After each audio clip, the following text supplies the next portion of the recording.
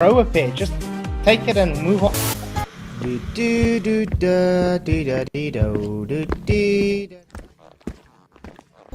Yo, Fluffs, what's up? It's good to see you guys. Thank you all for coming. I'm glad you could make it. Vicky, good to see you. Do you have PJ Cruikshank? Oh, good. That's so fine. Jesus still loves us. Hey, man.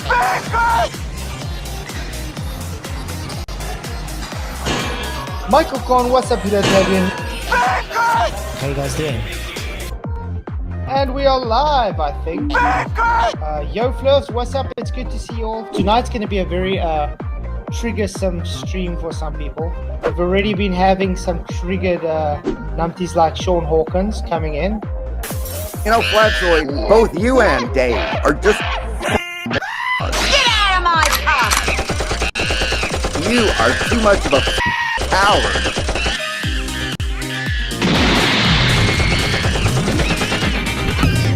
And Craig, if you beat the fallacy king.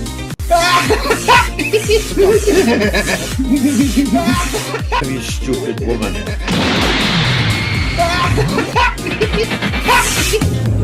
That's gonna be an interesting one tonight. Yo, Fluffs, what's up? It's good to see you. Good to be having you guys here. Thanks for coming. We have PJ, Dave, and Ryan in the restream. How you guys doing? The reason I'm looking so shocked is because before we started the intro, it was me and Flats. Then the intro finishes, and then we got a ton of people here. That's good to see you guys. Glad to have you here. Ryan, Good to see everybody in. So, Good to see everybody in the YouTube lands as well. Glad to have you. We got some new faces there as well. We got Your Theology is Dumb. Thank you for coming. I'm glad you could make it. PJ Cruikshank, obviously. Gary F.E., what's up, man? Glad to have you in. Jeff Gassett, woohoo! Good to have you in. Hugo Barrel, always good to see you. Thank you for coming and joining. And Vicky. Yeah, guys, I forgot to actually share the show today. I forgot to push it everywhere. So will you guys please do me a favor? Just hit that like, share the show if you can, and let everybody know we are live. And what's up, Dylan? Just came in now as well. So how you guys doing? all good. All good, bro. I'm good. Dave's very quiet today. No, I'm not real quiet. I was just sharing your show over here on Facebook, and then I'm my mind's kind of going out there. I was looking at this video. I think I sent you a thing on it about the huge ocean. They said it was 3 times the volume of the Pacific. It said it would make the Pacific Ocean look like a little puddle. Now, I just want you to think about the volume of a sphere, the little cartoon of a jawbreaker that they show us with the little fiery thing in the middle and everything. Now, figure that out. This volume, doesn't volume decrease as you decrease this exponentially as a sphere decreases? So if it's inside the Earth, and what they say, 400 kilometers, it's either 400 or 700 kilometers. Wait a second. I thought the deepest hole we ever got to was like almost 8 miles. kilometers. Mile, Yeah, just 12 kilometers or something. Yeah, 8 miles. 8 mile, yeah. Just under 8 mile, I think. Yeah. So, I mean, just run that war game, those figures in your head. And, yeah. It's crazy. The globe is just faith-based. It's simple as that. Yeah, well, I did a little premiere last night to do life on this planet K2-18b. It was amazing. I can't believe the evidence they've got for this life on the James Webb. Is it James Webb? James Webb telescope catches microbial life and everything, dude. Yeah. They could tell that from hundreds of light years away. And 111 light years, dude. 111 light years, and the James Webb telescope could tell that microbial life. Do you know how much butter globers I got from last night's stream? Sabine is right. You guys are just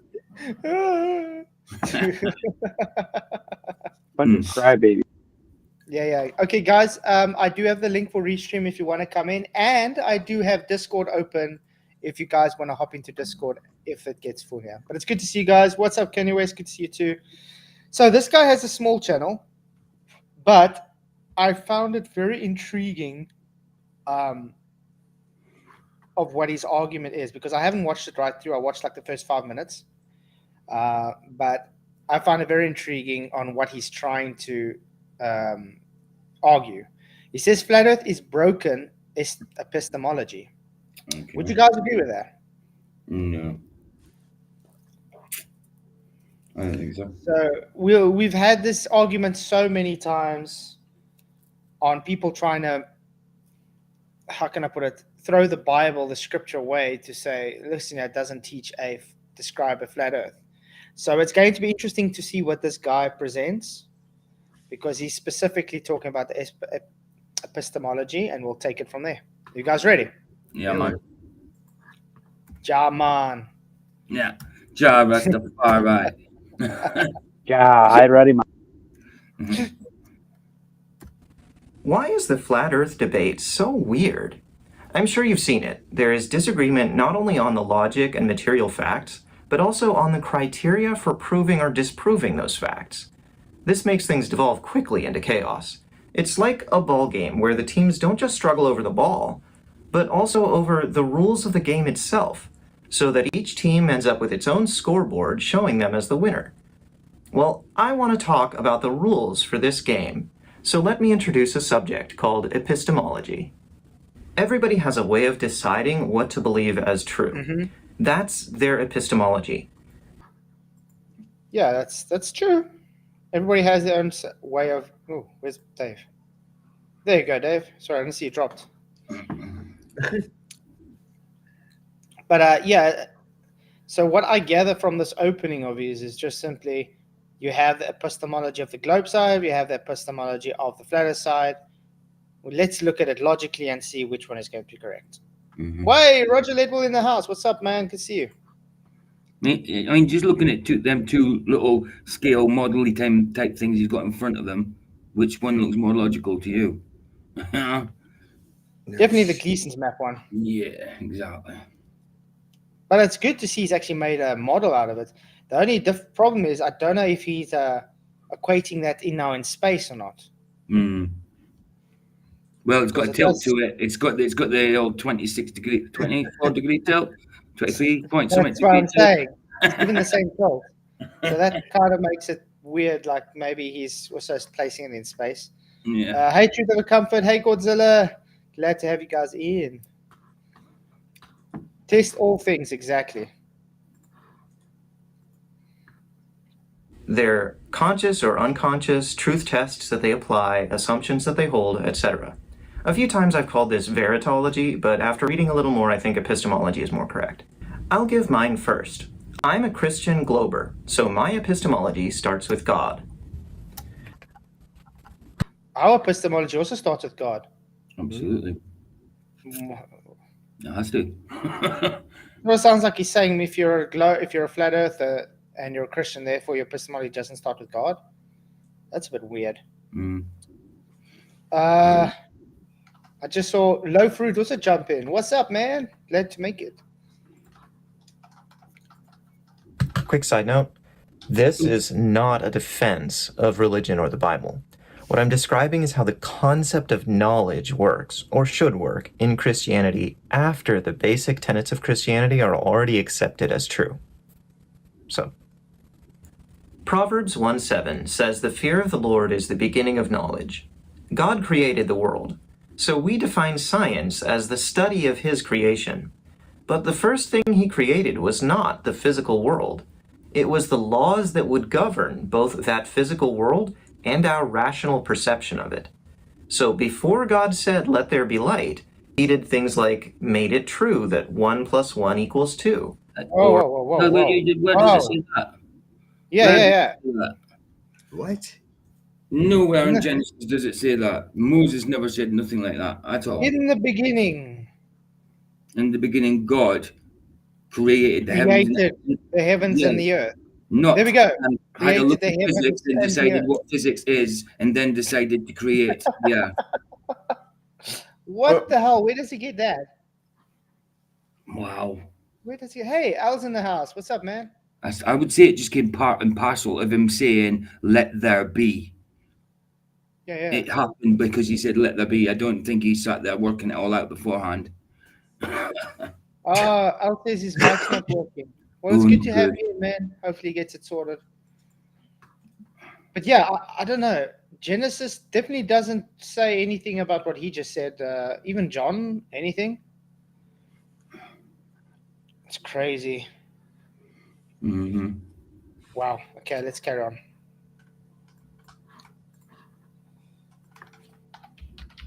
Or made the law of non-contradiction, or maybe even set the gravitational constant, things like that. Hey, He DKD, literally founded the world in wisdom. See Proverbs 8:22 through 31.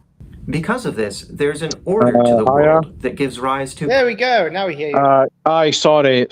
What happened is that when I was going on to the restream, I had to re-enable microphone permissions because I didn't make it permanent, so it didn't work. Oh no stress. But it's good to see you, man. It's happy to see all of you again. Good to see you, man. And I have pre-watched this video just like 10 minutes ago. I finished watching it. It's crazy, eh? Yeah. It gets really interesting. So I'll just let you watch it, but I do have quite a bit to say about the video, if that's okay. No, that's perfect. That's why you're here. I mean, like I said to everybody, I only watched the first 5 minutes, so I could see what the feeling's about. That's why I brought it up. He's a small channel, guys, and you go and comment to him. It would be great to actually talk to the guy.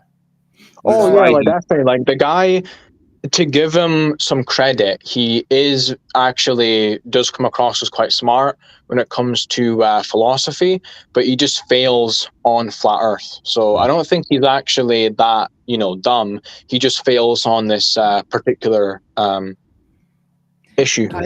I think what happens when he falls into the same hole that many of them fall into, the global Christians, where they have to rationalize heliocentrism into the Bible.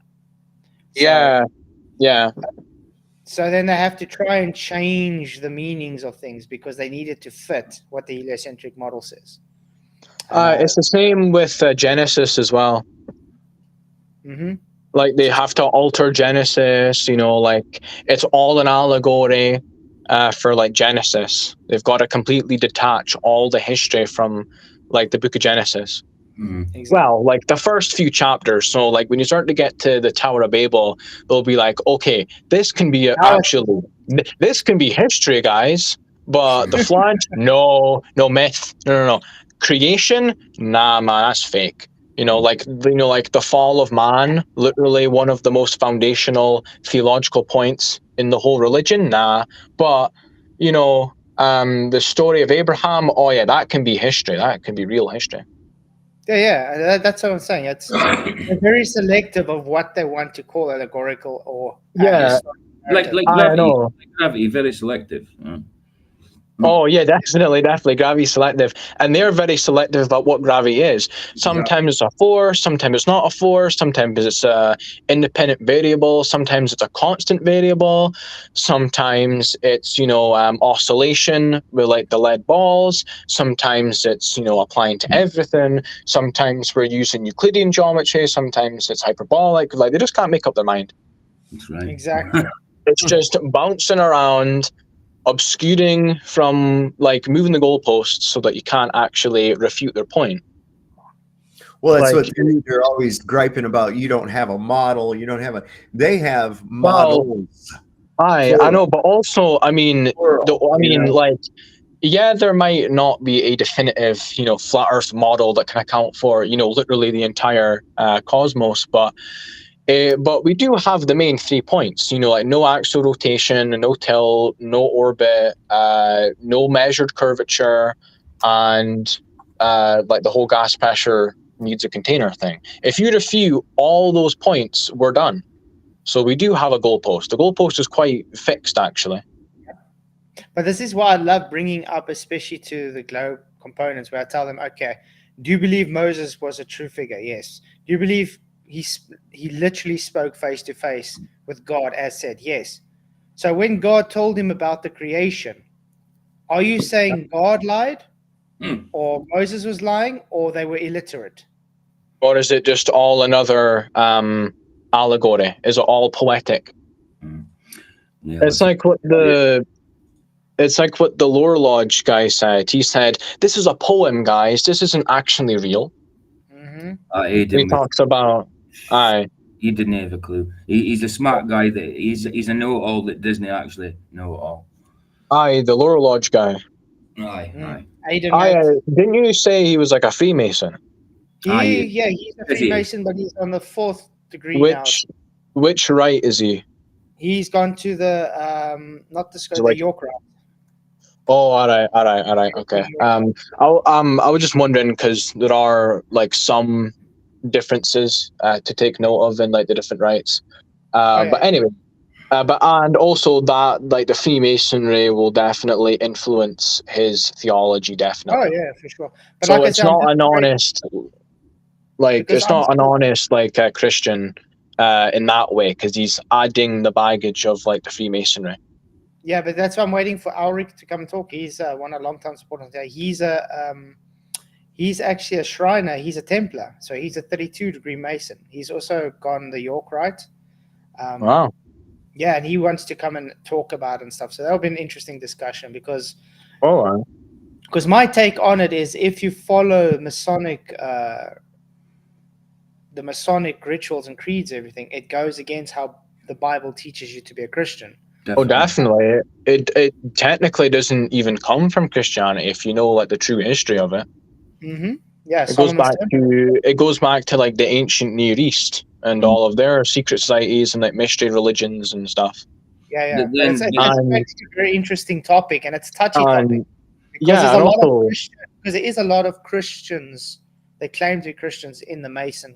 I definitely. I've looked into that, and they basically say that as long as you believe in a higher power, then you can be a Mason. So they are open to all religions, but Masonry has its own theology as well. Yeah, it's not just its own religion. They tend to follow Luciferianism. They think that the devil was right. We should have had the knowledge. God shouldn't have hidden it from us. So I think that the ideology is Luciferianism, isn't it?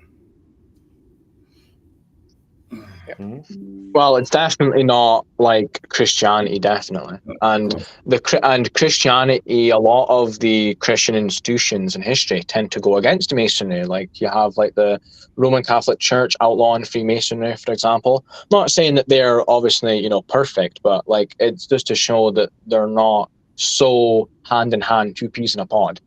That's it. So the people having their own little clubs and that, didn't he? Doing things in secret. Jesus. And also following the commandments of men, like Mark 7:7. Aye, exactly. And what else is it? Not just Mark 7:7. It's in Colossians. I think it's Colossians 2:8. St. Paul says, don't let any man fool you by way of philosophy. If it's man's philosophy, not Christ's, and it contradicts, then you should go against it. But I mean, if you look at, like, for instance, Albert Pike, I think he was so then for Christians, the Bible is not the communication of the one true God to men. Masonry has preserved the cardinal tenets. Christianity be filled with a false God. Also the Masonic sacred geometry, like that is also part of the globe as well. Because like Pythagoras, a lot of the Masonic historians cite him as the like foundation of it, and I've also looked into, they're very into the Euclidean geometry as well, and that's part of their sacred geometry, and it does tie into the globe. So maybe it might be going out on a limb here, but maybe the Masons that are Christians and support the globe, but maybe that comes from more of the Masonic side than the Christian side. But it is really weird though, because the Masonic Bible has the flat earth depicted though. So definitely. If you look up I know, if you have the what's it like all the ancient cosmologies, and it shows you like the Masons, it is flat earth. But then again, there is nuances in Masonic thought. There's a lot of Masons that really don't like the guy Manly P. Hall, and he was a 33rd degree Freemason. So like there is room for disagreement and nuance. It's not like, okay, this rite or this Mason said this, so this must be universal. But yeah. But yeah, like it is a very interesting topic, though. Exactly. But yeah, it's going to be interesting to talk to Alric, because I like Alric. I've got nothing against the guy, but it's going to be interesting to see his side from it as well, in a different take. But yeah, according to I understand the Bible, it's not compatible with Masonic. That's Freemasonry. I know, and this guy that we're watching right now, he's going to talk about like the Bible as well, and he's going to present that Samuel Burley Robotham is against science, and he actually only trusts the Bible. Yeah. Basically, so what he does is he says that in the 1800s, there's a publication in 1859 of Darwin's On the Origin of Species. And then there's Samuel Burley Robotham's book, Zetetic Astronomy, Earth Not a Globe. And then he says that Robotham, on the one hand, is in complete denial of, science, and he goes for like religion, because there's this false dichotomy at the time in like the intellectual circle of things about, are we either religious or are we scientific? This is his whole dichotomy that he's talking about. He's talking about atheist globers, Christian globers, and he talks about the atheist epistemology, so how atheists come to truth. And then he critiques that, and then he shows how this ties in the flat earth, because flat earthers have gone down the line of accepting this, false dichotomy. But really, I think it's just a way for him to tiptoe around the fact that he can't measure the earth as curved. So he has to talk about all this philosophy and everything, which a lot of the stuff he says is wrong. You might have to pause the video quite a bit, because there is a lot of stuff that he says that either doesn't provide the proper context in the philosophical side or in the historical side either. But pretty much, and then in one part of the video, he just posts a compilation of him losing in debates, as if it's flat earthers being bad. Like, he literally just posts flat earthers proving him wrong, another glober's wrong, and then it's like, oh wow, look at how bad flat earthers are. It's like, what? Yeah. It's like, just randomly just posts your L's in your own video. Like, come on. Like, honestly, look how flat earthers are dumb, and it's just like a compilation of L's. It looks like a flat earther made it. Like, honestly, it's like embarrassing. But I'll let you get on with the video, but I do have a lot to say about this topic. No, it's good. Yeah, that's why I wanted specifically to bring this video, because I thought it's going to be quite a interesting subject to talk about, because this guy does seem very genuine as well. He is. You should maybe even get him on the channel. Yeah, that's what I'm saying. It'll be great. If you guys want to go click on his link, it is in the description below. I did tag him. So yeah, dude, it would be great to have a conversation with you on the subject, because I think we can have an awesome conversation. Definitely. Okay, let's get on. Patterns and processes that we can learn to understand and predict. God made a puzzle and then gave it to us to solve. That's where we get science, or the study of nature. The scientific method, though venerated today on the altars of atheism, was pioneered by Christians like Francis Bacon, who served under the same King James for whom the King James Bible is named. You see, in this view, in a sense, science is a fundamentally Christian and God-honoring enterprise. Yep, that's true. Who did you just mention? Raleigh? Francis Bacon. Or Bacon? Yeah. Yeah, Francis, Lord Francis Bacon. I think it was Raleigh that was thrown into the Tower of London. They locked him in the Tower of London because he referred to James as Queen James. Well, that's what he gets for being a bit fruity. Yeah, guys, you have to know that a lot of the Francis Bacon, I wouldn't say was a very good role model or anything. I know. No, he wasn't. He actually led into the atheist stuff. He actually gave them a bit of a leg to stand on. Yeah, and he was kind of pioneering a different type of Bible, exactly. So aye. Also, like, the stuff he's talking about isn't really the scientific method. It's actually a different method that then gets taken over by other stuff in the 1800s. So the scientific method, I guess, truly it gets truly formalized, the scientific method, in the 1800s. Yeah. So It's more. It starts off more theological.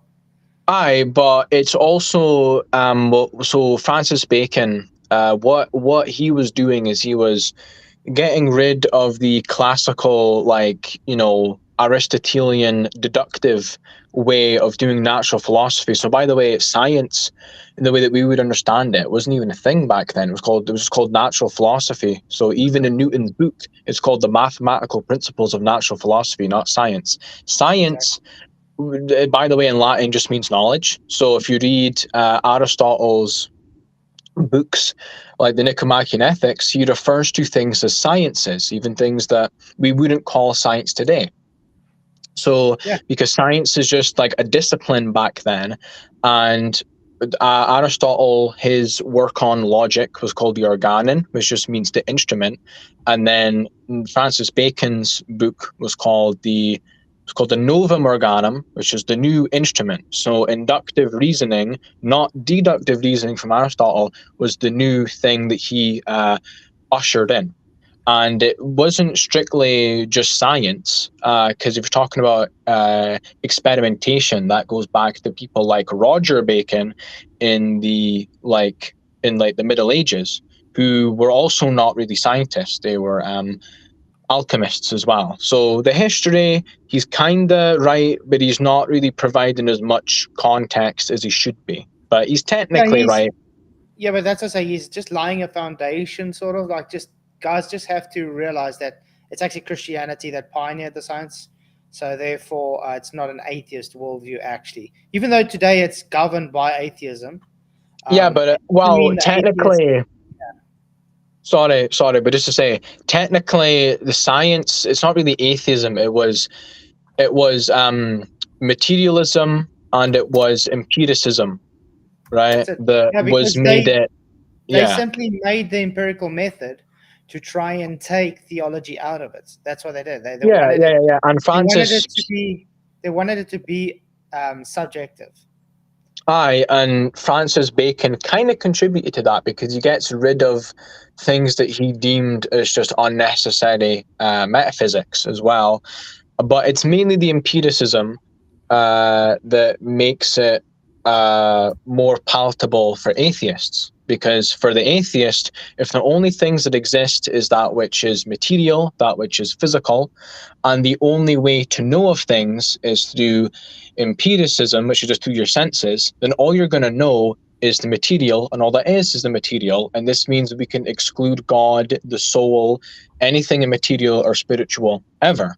So atheists liked this, and in the Enlightenment, they go back to these materialist philosophers, and then they go back to all these other people, but they also like empiricism a lot more, because it's the same with like materialism. Not every atheist just thinks that everything is only physical, but it's a very comfy position for an atheist to be in, because if everything to him is just material, and the only way you can know things is just through your senses, then you can't really know God to them, and also God can't even exist because there's nothing immaterial. So these Christian philosophers, it wasn't even just Christian, it was also some people in the Islamic world, but I will grant and I will agree that it was a lot of Christians involved. They kind of made a bad move by overemphasizing things that they shouldn't have, because it gave the atheists a way. That's why it gave the rise to philosophy of science. So that's why you got so many different views now on what science actually is. And definitely, and also the demarcation in science. Yeah, and that's like the demarcation. And that's the reason why we're stuck where we are today, where we have astronomers thinking as astrophysicists and things, thinking they're actually doing science. In the meantime, it's just... I know. Yeah. I know when Ptolemy and Copernicus all admitted that it wasn't actually what we would call science in today's world. Mm-hmm. They said, Nicholas Copernicus said that in astronomy you can't furnish a hypothesis from astronomy, so you can't even get a hypothesis. Yeah, you can't test the cause. You can't manipulate. I know. The idea. Absolutely, this is absolutely true. And Ptolemy, in the introduction to the Almagest, he explains how it differs from the other methods of natural philosophy, or what we would call natural science.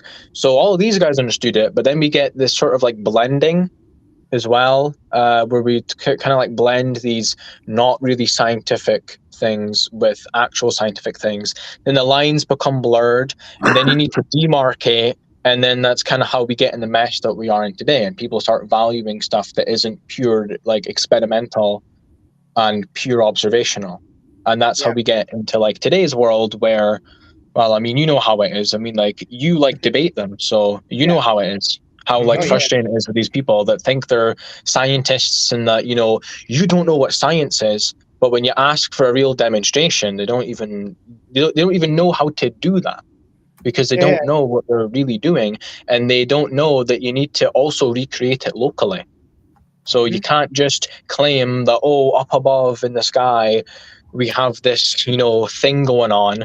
You need to show me this, especially if you're claiming it's like a universal thing. You need to show it, but they don't ever do it because they can't.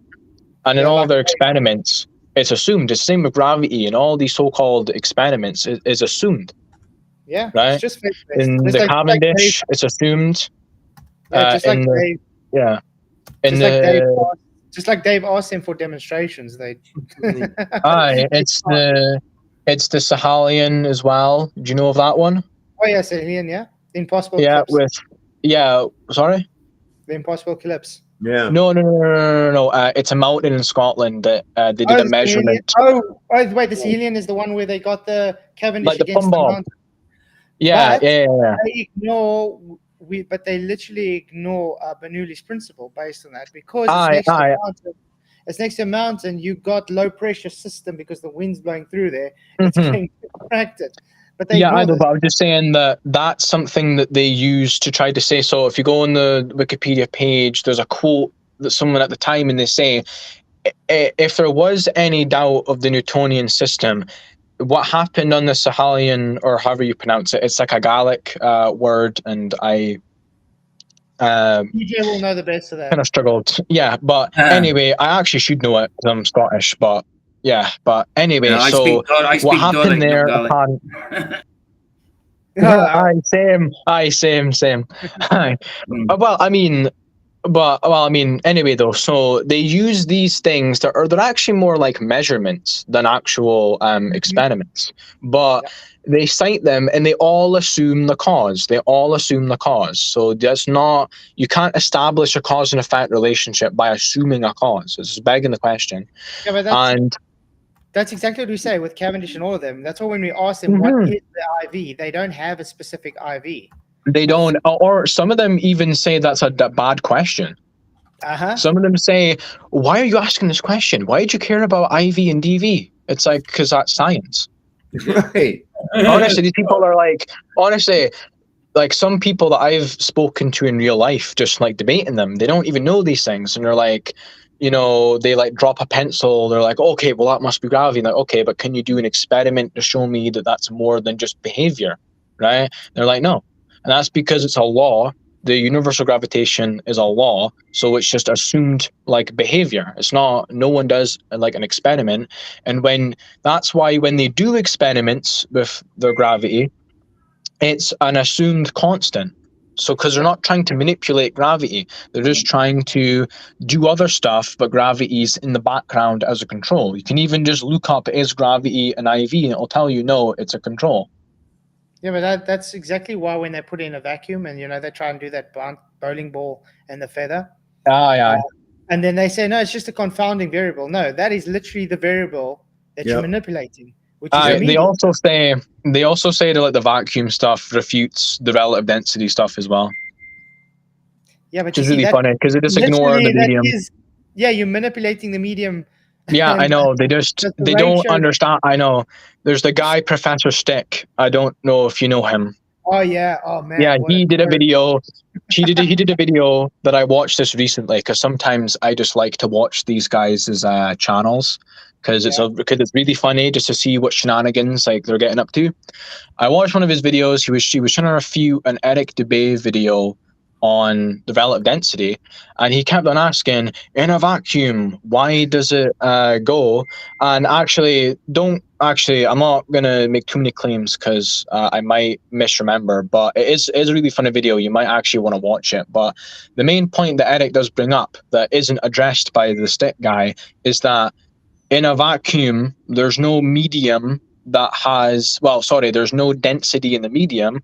So the feather doesn't need to fight the air mass. That's why it falls. When it goes through air, it's having a relationship with the air mass. And also you could argue that there's like the electrostatic stuff as well. But in a vacuum, you've removed... Simple. Yeah, like in the vacuum, you've removed like the density, and that's why it goes down with the bowling ball. It actually works. It actually works in the relative density. Well, you've manipulated the medium to object ratio density. So if you had to take that same bowling ball and feather and let's say stick them in water, the feather will float, the bowling ball will sink. But now stick them both in mercury, they both will float. Mhm. What have we changed all 3 times? The medium. Yeah, exactly. So Now that's not with lots of gravity, though. Yeah, lots of gravity. Oh yeah, no, you need measurement, you need a lot of gravities to do that. Come on, Flatsoid. Not as much gravity is behind you, though. So you have got the you can see the gravity right there.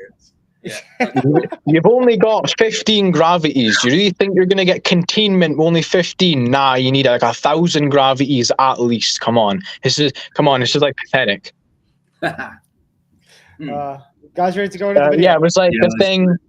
It was the guy Fight the Flat Earth, but he has like the little like simulation, and he's clicking on like more gravity.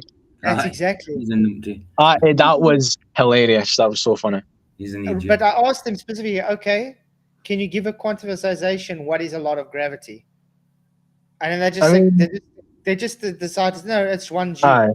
No, it's not. I mean, wouldn't more gravity just be like a greater gravitational force, which would mean you would need more mass and then a closer square distance, right? Well, more gravity because but all the things in his presentation all had the same mass, so you can't really get more gravity, right? Like I don't know, like that's what I thought. But there's no such thing as lots of gravity. That was the whole point. That it's just funny.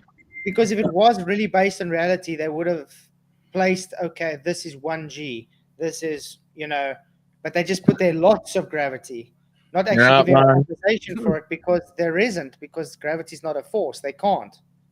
Nope. Well, yeah, like that's the thing that they just like they swap from different approaches to physics entirely halfway through like debates sometimes.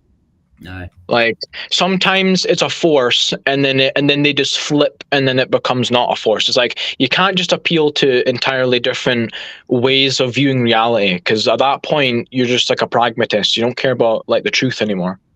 Exactly.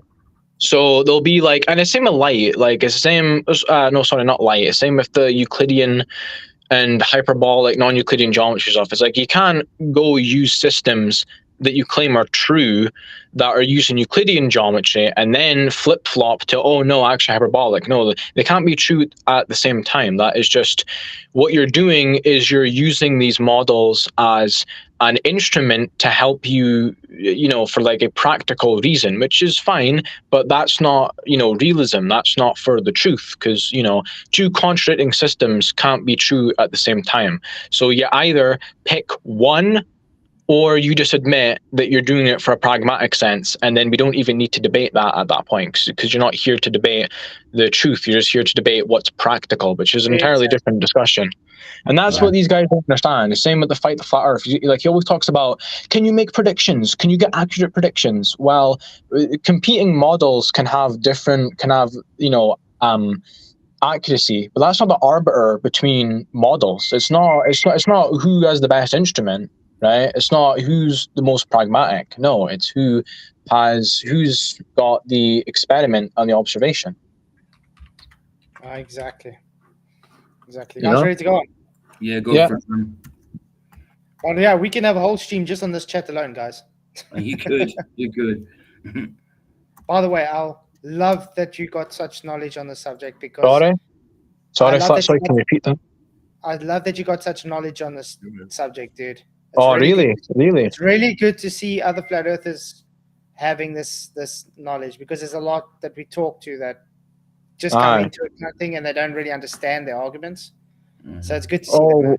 Well, like, cheers. Yeah, like, I like watching your stuff as well, but obviously I do a lot of my own research as well. Yeah, good. But like, it is nice to speak to people that have researched it a lot and they do have a lot of knowledge, because sometimes, well, I mean, when you talk to like the average person that's just like a glober, it's like really annoying. But when you talk, and then when you talk to like flat earthers or whatever, you know, like even in real life, like your average Joe, it doesn't have the same level of knowledge in a way, because flat earth is actually really simple. So you don't even need to study for like years to come to it. So, you know, flat earthers can range from not that much knowledge to a lot of knowledge, but it is nice to converse with people that do have around about that same level of knowledge. If that makes sense. Not that they're dumb or they're bad. Obviously, people have different, you know, stuff that they're doing in their life, but it's just nice to speak to you guys. Oh, what's up, Ryan?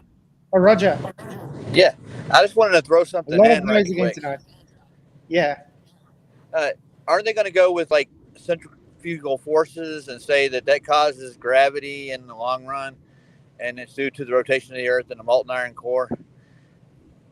Well, they have been saying that's why we have 1G, because it cancels it out, because the centripetal and the centrifugal forces cancel each other out. So they do fight that. That's why they say we actually just have 1G because of the force. If it wasn't the force, we would have no gravity at all. We'd be flying off. Yeah, I get it, but I mean that's going to be. They haven't brought that up. I haven't heard McKinnon say that at all. No, they run away from that.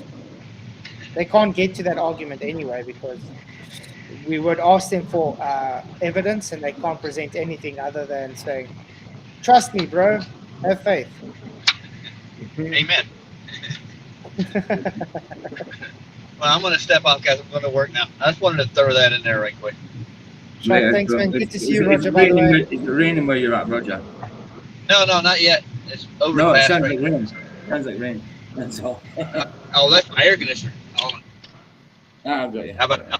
There you go. All right. That's That's it. Cheers, man. Enjoy your work. Later, dude. It pairs concrete observation with logical deduction in a cycle of learning and deciphering that cooperates with all the other legitimate branches of knowledge. There should be a grand and beautiful harmony between theology, logic, math, physics, science, and history, because they all flow from and tie back to theology, the study of our Creator himself. Despite all of this, more than a few people have seen my flat earth debunking content and immediately assumed I was an atheist.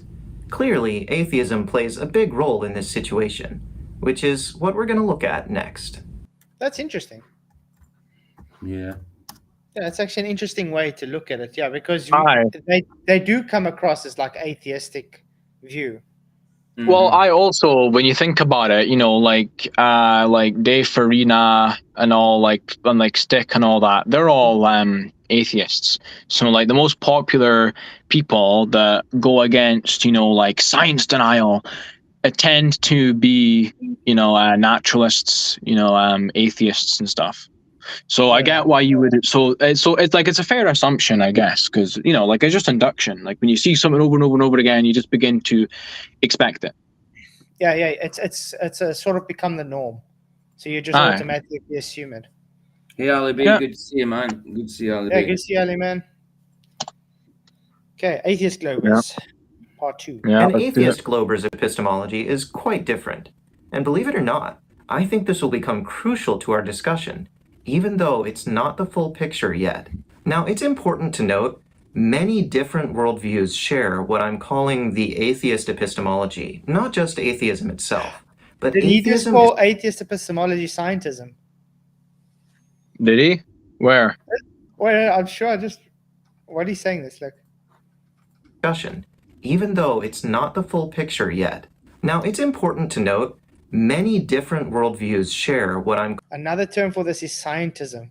While he's talking about so, Oh, yeah. Yeah, he might be using it in a, maybe not in like the pejorative sense. He might be using it in the sense of like the belief system where the only way to really get reliable knowledge is through the scientific method, whereas a lot of people would just use scientism to refer to the kind of cult-like mentality that a lot of people have about scientific institutions and authorities, not necessarily the scientific method itself. Yeah. But it's a nice note that he put in the video. Calling the atheist epistemology, not just atheism itself, but atheism is where it comes from and where it's most at home. It's like the signature mark of atheism. So I'm going to keep calling it that, if that's okay. Furthermore, I do not hold any of these worldviews, so I cannot give them a fair representation here. Naturally, adherents will almost certainly disagree with some of what I'm about to say. But please bear with me while I point out a few things that I think are relevant to the flat earth debate. First, an atheist denies on principle any non-physical spirit realm. The physical world, therefore, becomes the source of everything. I like this guy, by the way. I really he obviously has got some good knowledge when it comes to like a philosophy and that. He just fails on flat earth. But the atheists like to believe, I mean, I know they don't believe in supernatural, but they like to believe in the metaphysical, don't they? That type I mean, their whole thing about, they use immaterial abstract mathematics as the basis for their interpretation of like the physical world. So right. Before they've even done anything empirical, they already have like a geometric like conception of the world. So, and also, they need like universal, concepts. They need, they need a mind to actually come to knowledge. That is also an issue for their materialism. You can even argue that like they need a soul, but that's maybe a little bit different. Like mind is usually the best place for us to go, rather than soul, because they must agree to a mind, even if some of them don't agree to a mind. Some of them actually flip-flop on this issue. But yeah, so really before the atheist has even done anything empirical or, scientific, well, it's definitely not science if they're a Glober, but, they are still committed to stuff that is technically still immaterial. And that's because materialism is just very incoherent anyway. Yeah. It's just not a very good tenable position. Somebody said debate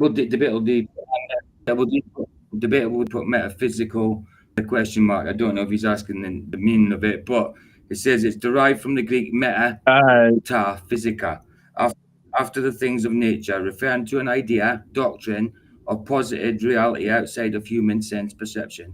In modern philosophical terminology, metaphysics refers to the studies of what cannot be reached through the objective studies of material reality. If that's what you're asking. Exactly. That's why we say when it comes to supernatural things, it's metaphysical.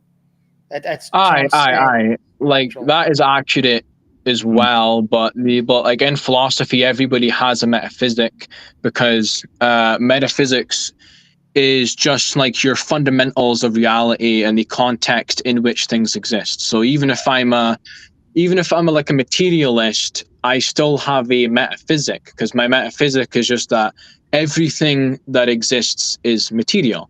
So you could say it is a metaphysical position philosophically, but it's not metaphysical in the sense that they believe in stuff beyond the physical, because to them there can be no beyond or pre material, because that is all that is. But it's still a metaphysical position. So they have a metaphysic, yeah. There's just different meanings to like words like that. So sometimes when you're speaking to people, you might be talking past them, because like we might have different, like some people use metaphysics just to mean abstract or just to mean immaterial or spiritual. Some people are mostly using it like me in the strict like philosophical sense. Yeah. So probably best to define it. Yeah, but that's why before you got everything. things like string theory and quantum physics because they're in the Exactly. metaphysical. Actually, Werner Heisenberg. There's a quote from him that equates it to Platonism. The quantum mechanic. You like inspiring philosophy, right? Yeah. Yeah. Oh, yeah, Have you seen his videos on quantum mechanics and materialism? Some of them, but I'm more interested in looking on his worldviews of evolution. Oh, but just because I've seen you post some stuff of him, so I was just trying to Michael. to explain. I like him, explain. but I don't agree with him on a lot of stuff. Let's put that way. Oh, same. Like the guy is good, but I don't agree with him on like the But I evolution think stuff. he's Catholic, though. I think he is also Catholic. I mean, I don't really know, to be honest. But He does anyway, push a kind of Catholic view. But yeah, he's heavy into evolution. He believes that Adam and Eve were the first evolved humans, you could say.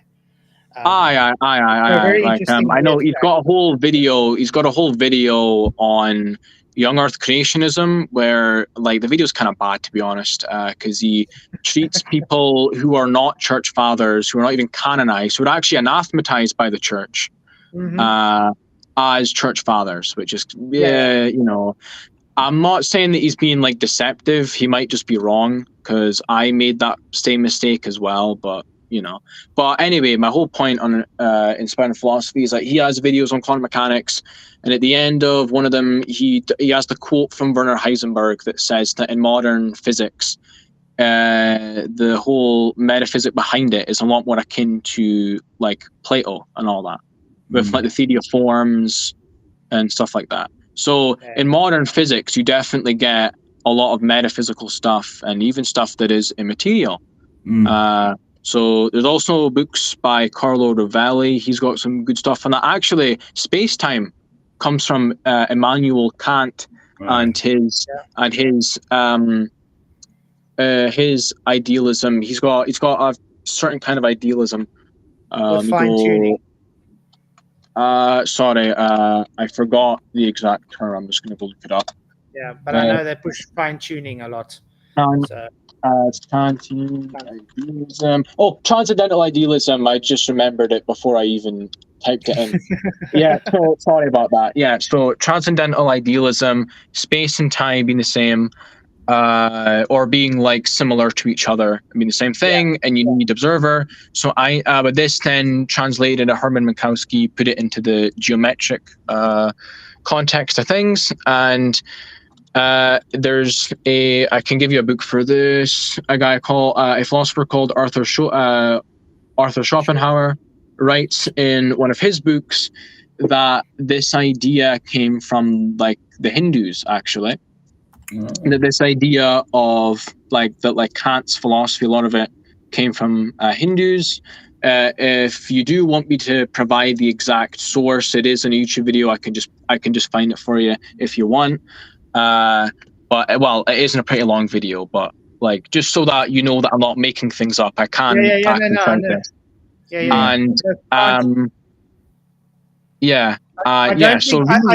I think if people really want the base in this, go look up Kant. Immanuel Kant, and also read Arthur Schopenhauer and his book as well, like his main work, or just watch the video that I got that from as well. Maybe.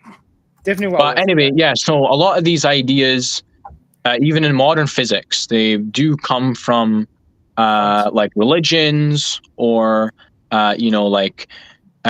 immaterial metaphysics and stuff like that. So really it's not even about just the bare material, atoms bumping about stuff anymore. It's a lot more metaphysical now. Exactly. You could say, or you should say.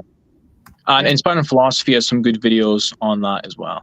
Not that I agree with everything that he says, but it is a good source, I guess, to learn about it. The cosmos is all that is, or ever was, or ever will be.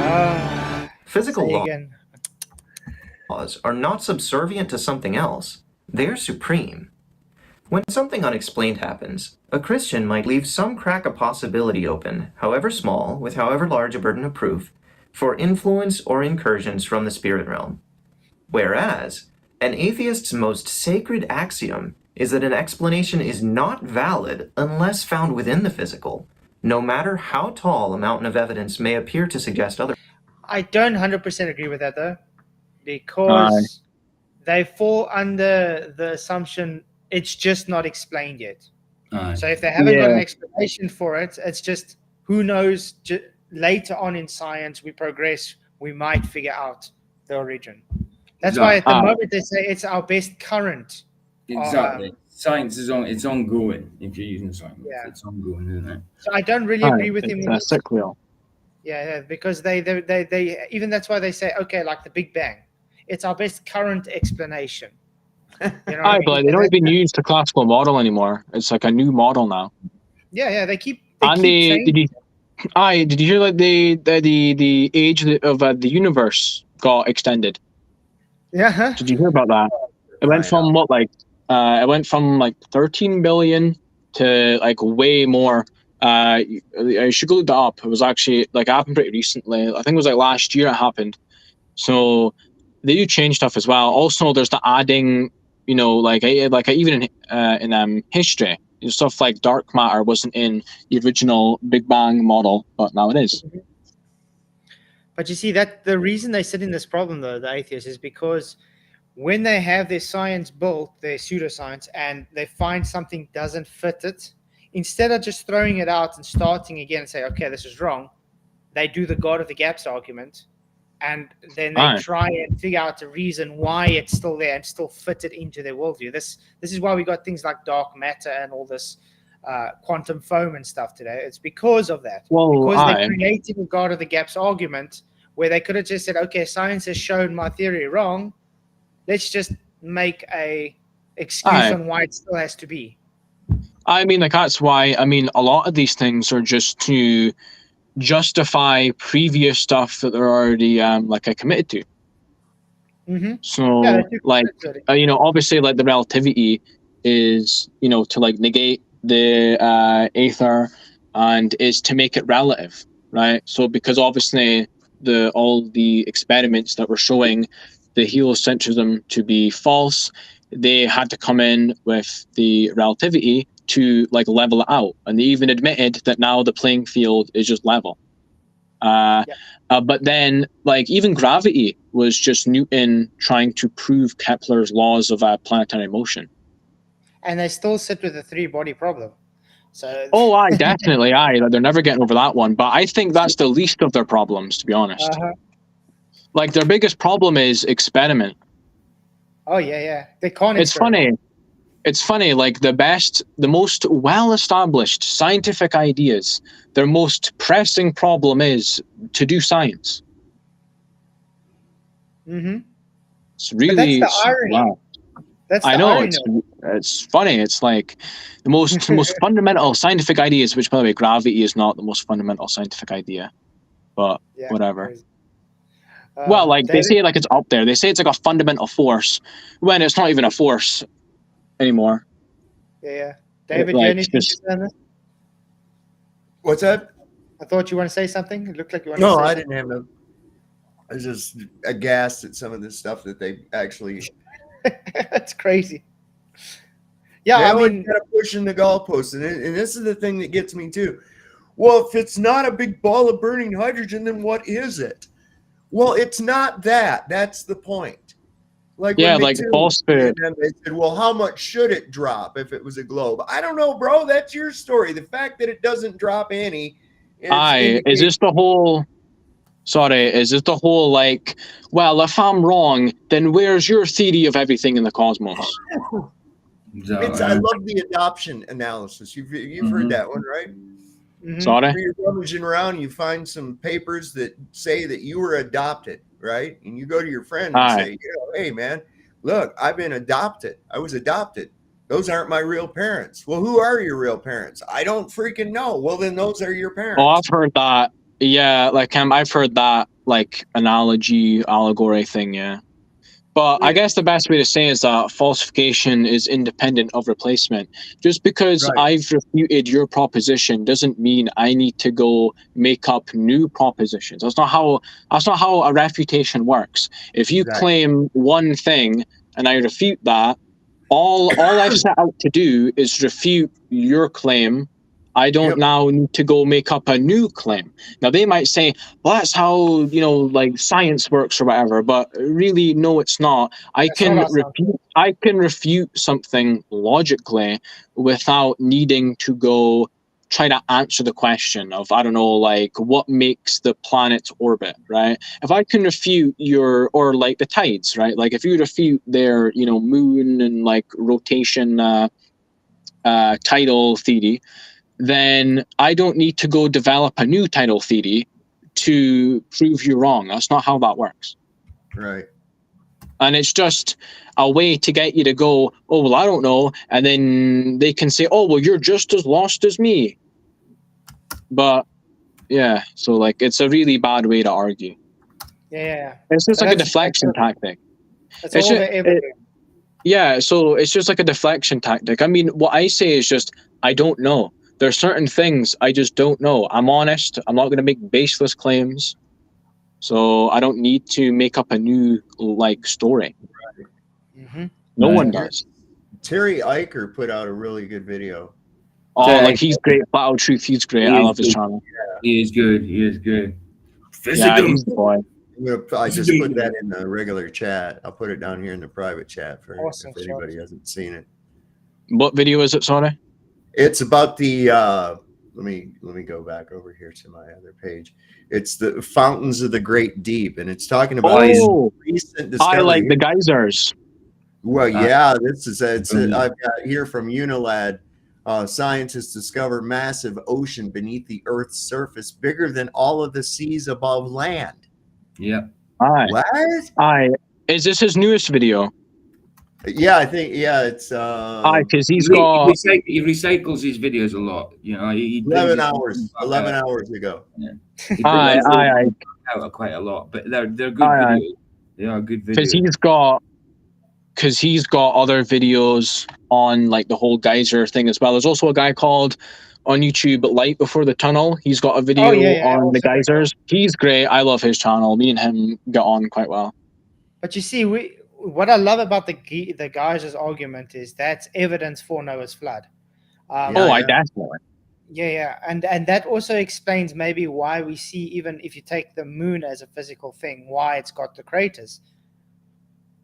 Well, here's what gets me about it is it's right in your face. This is like soft disclosure.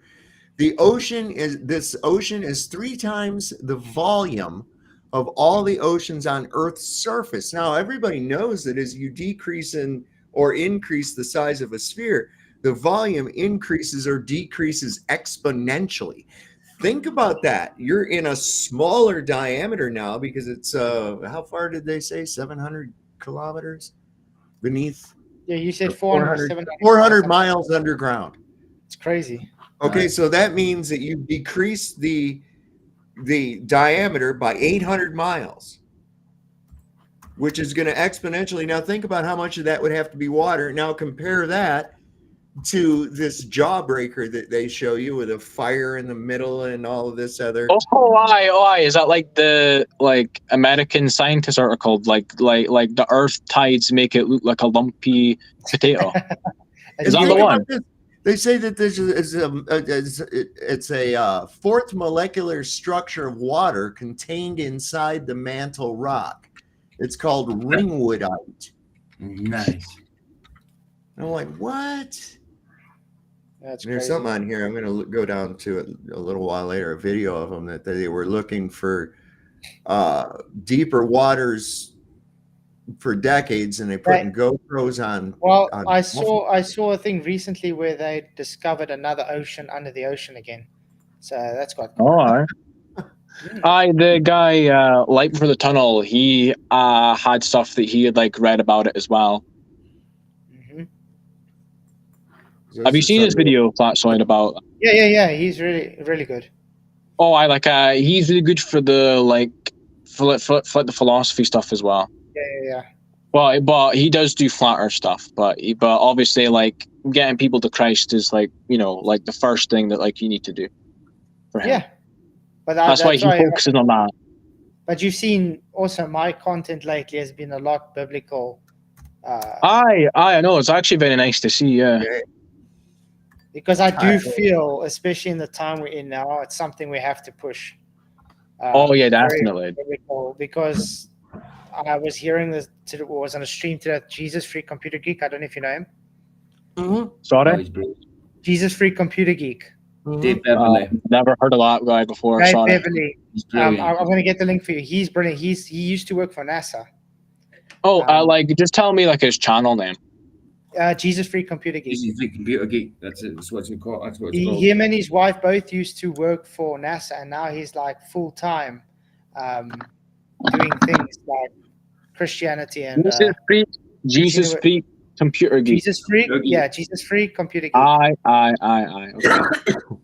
Thank you, Godzilla 37, for your 5 members. Really appreciate the support, man. You are really awesome. He's been in a few lives that I've done with Michael. He's really good. He knows about these days. He talks a lot about the AI. Yeah, he talks a lot about AI these days. Yeah, but he's really got awesome content. The book, The Coming Flood of AI, The Rise of the Nephilim Spirits. I have got it. Got it on. Thank you very much, Godzilla, for your gift 5 members, man. I really appreciate all the support. You rock. And then Alan Ocean being a member for 17 months. Love you all. Love you too, Alan. Really appreciate you, man. And he's in Italy right now, hitting on all the waitresses. So. No. He even turned us on mute. He turned us on mute to hit on the waitresses. Alan, you're awful.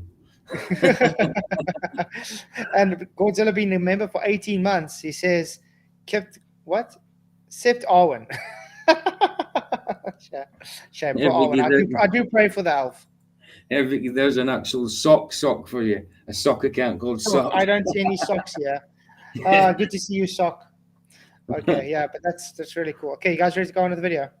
All right. Let's do this. Otherwise, they presume that such a result must be a misinterpretation of the evidence. To them, all fields of knowledge flow from and tie back to not theology, but science. Even if you're as brilliant as Newton, you reach a point where you start basking in the majesty of God, and then your discovery stops. It just stops. You're kind of no good anymore. Although this... Okay, it does come to this. Have you ever heard the phrase, at the bottom of every atheist cup, they find God? I asked from Werner Heisenberg. Absolutely. The first gulp of the glass of natural sciences will lead you to atheism, but at the bottom of the glass, God is waiting for you. I think that's the quote. Exactly. Yeah, exactly.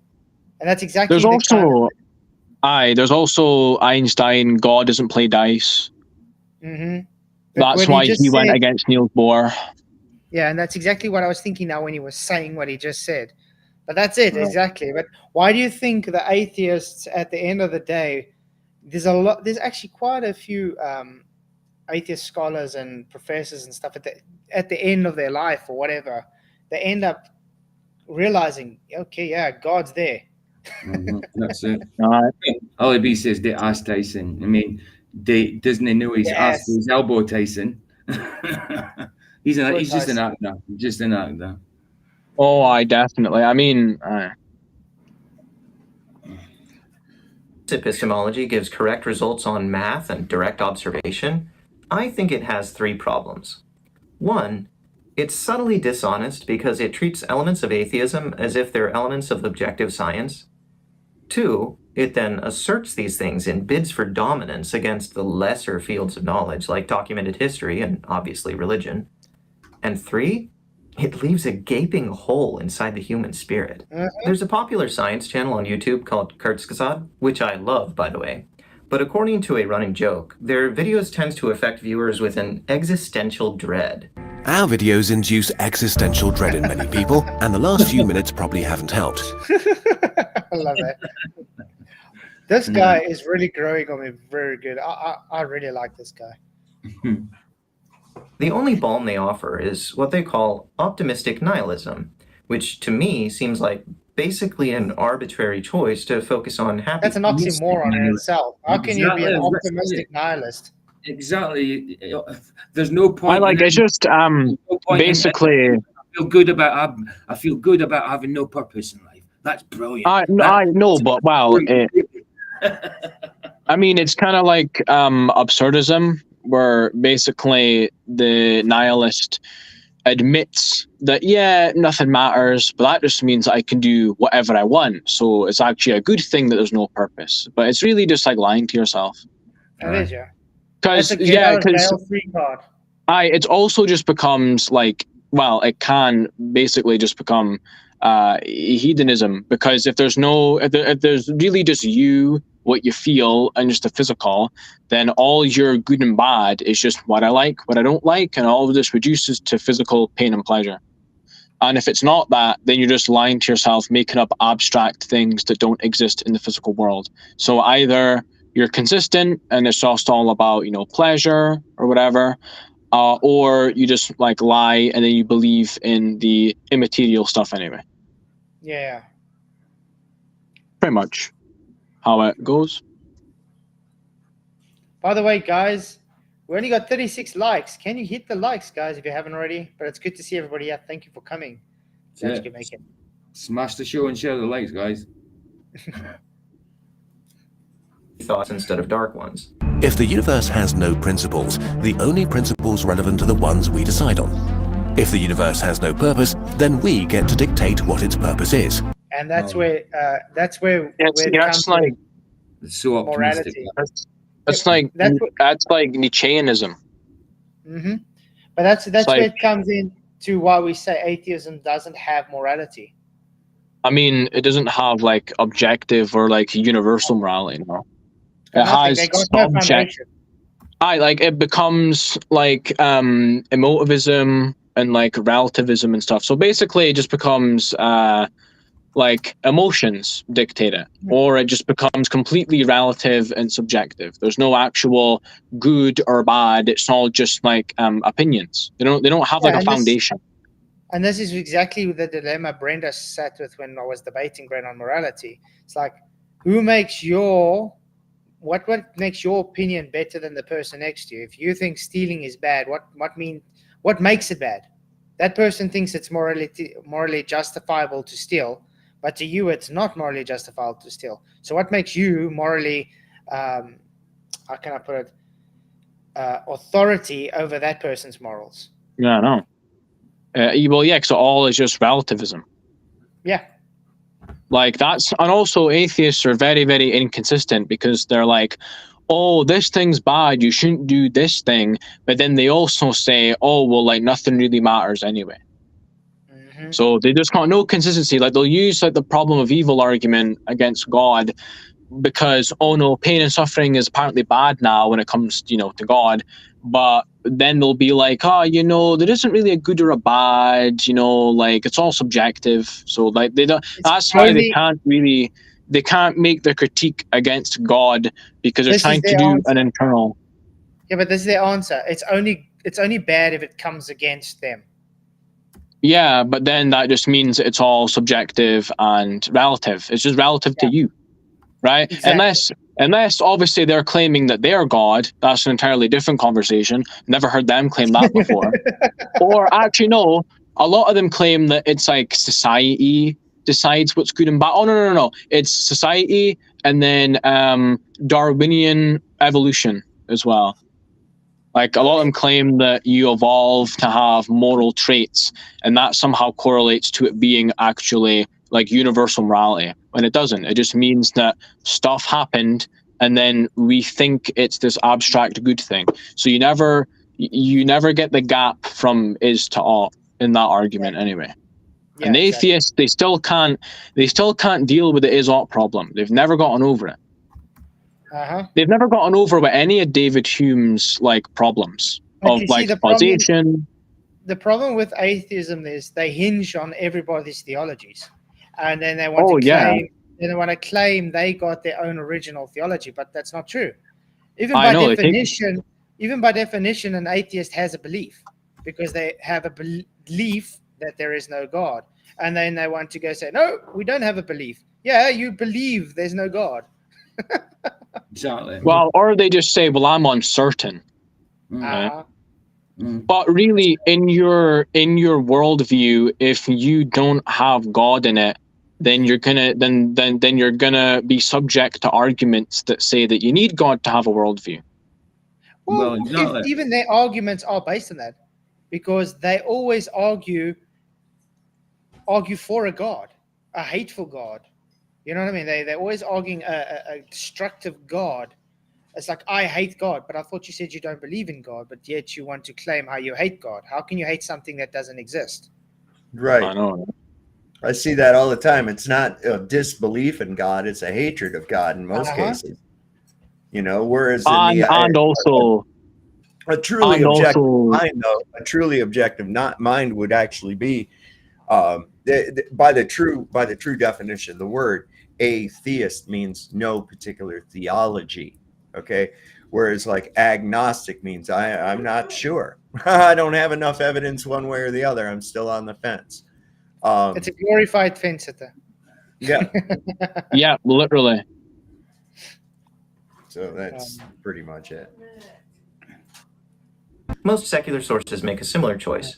In fact, this arbitrariness is almost formalized inside the plot structure of Interstellar, with its happy Brilliant bootstrap movie, paradox. that, by the way. Still one of my I love all-time that favorite film. movies. I love that film. Still one of my best times.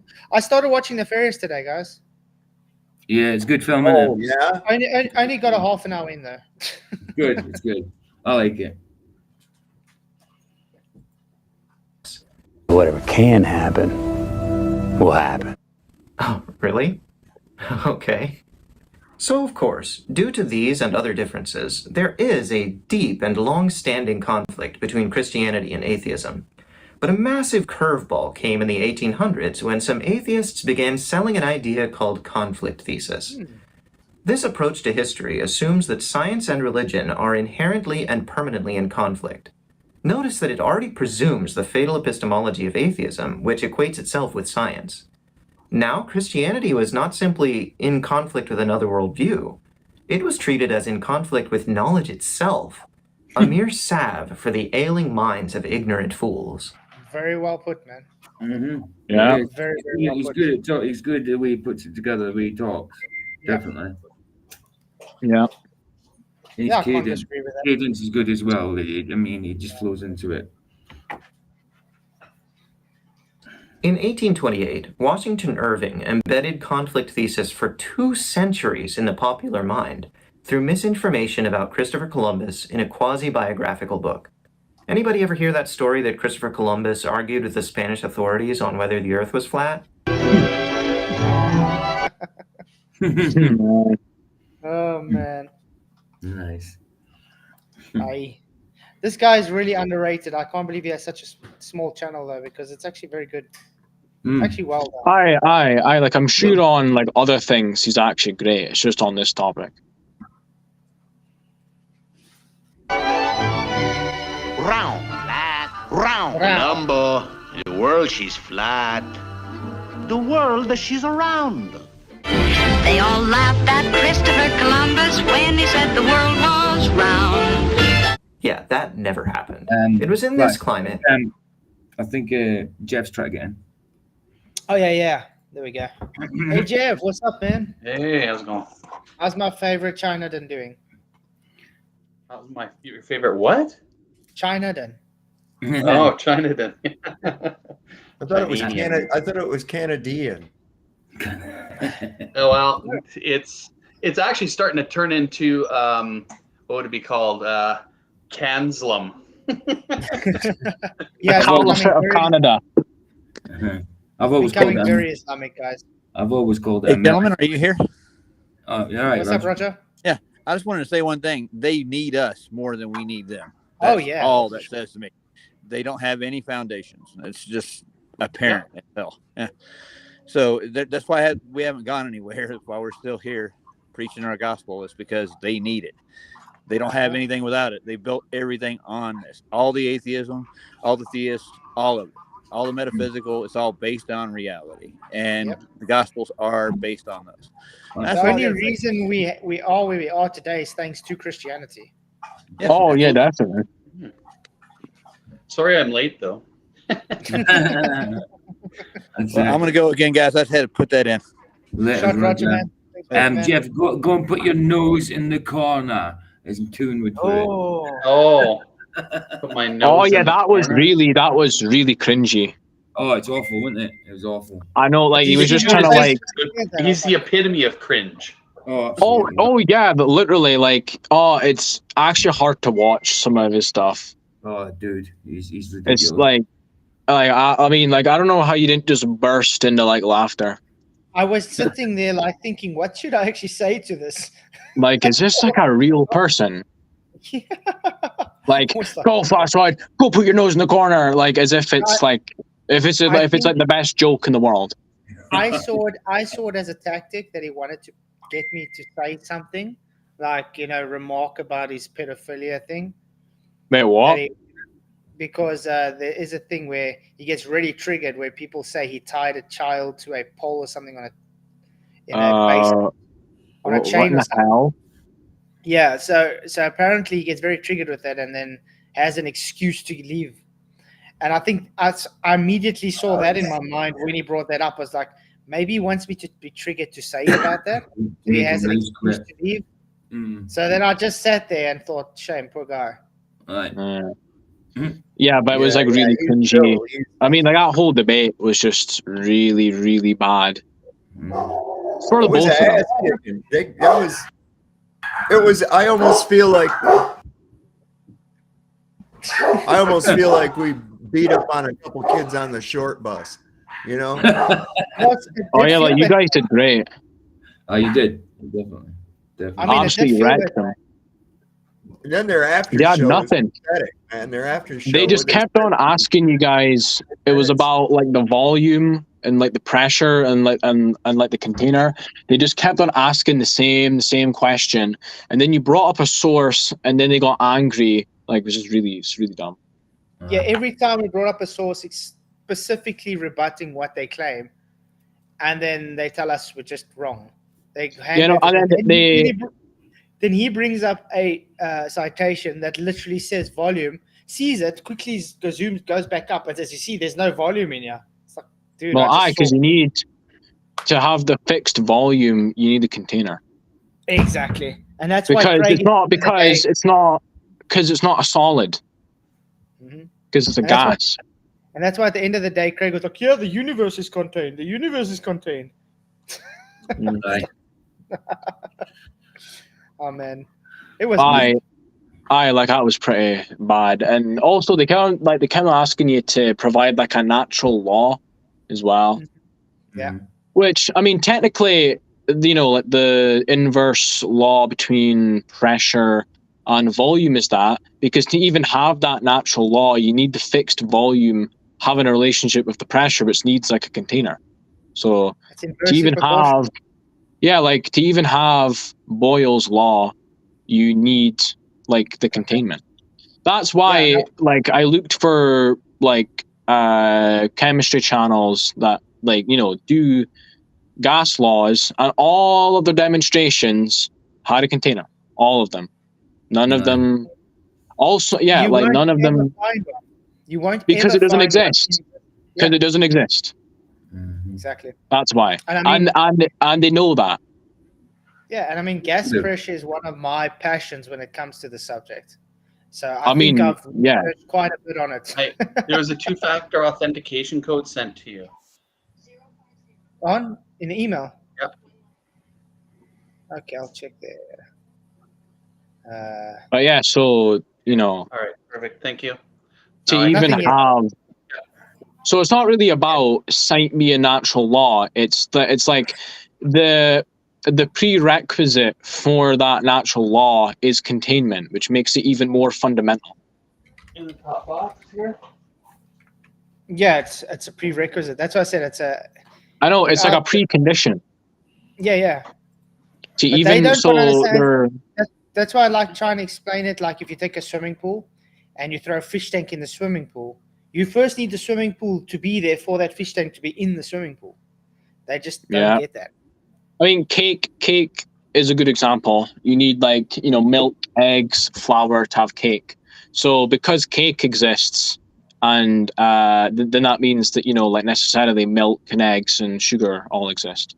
Yeah, exactly. It's like you say about that's a good example. It's like you say about the steak and the cow flaps. Oh, that one. To have steak, you need a cow. So you can't say, cite me the law of cake needing sugar. Like, that question doesn't even make any sense. So if that question doesn't make any sense, then show me the law of gas pressure containment also doesn't make any sense.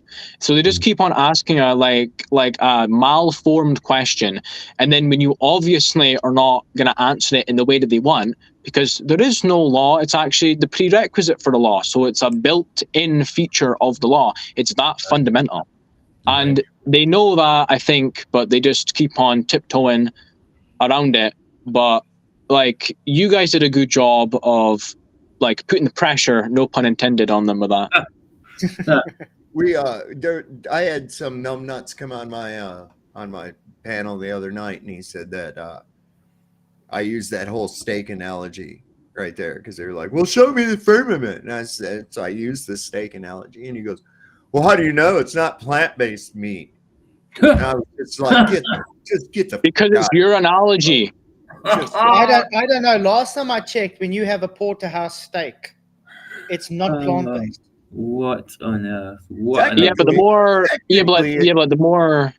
the more fundamental response is just it's like my analogy. So that's how I know. Mm-hmm. That's just total obfuscation. Just to it's the most lowest of the low. They have no argument. Technically, all steak is plant-based. I mean, let's think about it. The cow True. Steak. Well, I know a woman that feeds her chicken steak. So wow, there's chickens next door. That's nice. The kitchen, the chicken. You must see how fat those chickens are. Yeah. You must see how fat those chickens are that they eat meat. Yeah, man. It's crazy. Oh.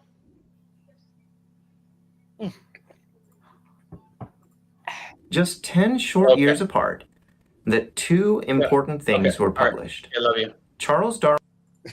Sorry, Jeff. I think he's talking some at work. Okay. Darwin's On the Origin of Species, and a far more obscure little pamphlet called Zetetic Astronomy by a man named Samuel Rowbotham. Hey, more on that yes, he said it right. The man, the myth, the legend. Sorry, boy. Unlike Mr. Aidan Mattis. Rowbotham. How do you pronounce it? Oh, yeah, from the Lore Lodge, yeah. Rowbotham, or whatever he said. Rowbotham. Sorry, I was talking to my wife. Sorry. Okay, just so that people know how things are pronounced. Okay, so we've got Pythagoras, who gave us the Pythagorean theory. Pythagoras, wow. Right? Yeah. Copernicus. What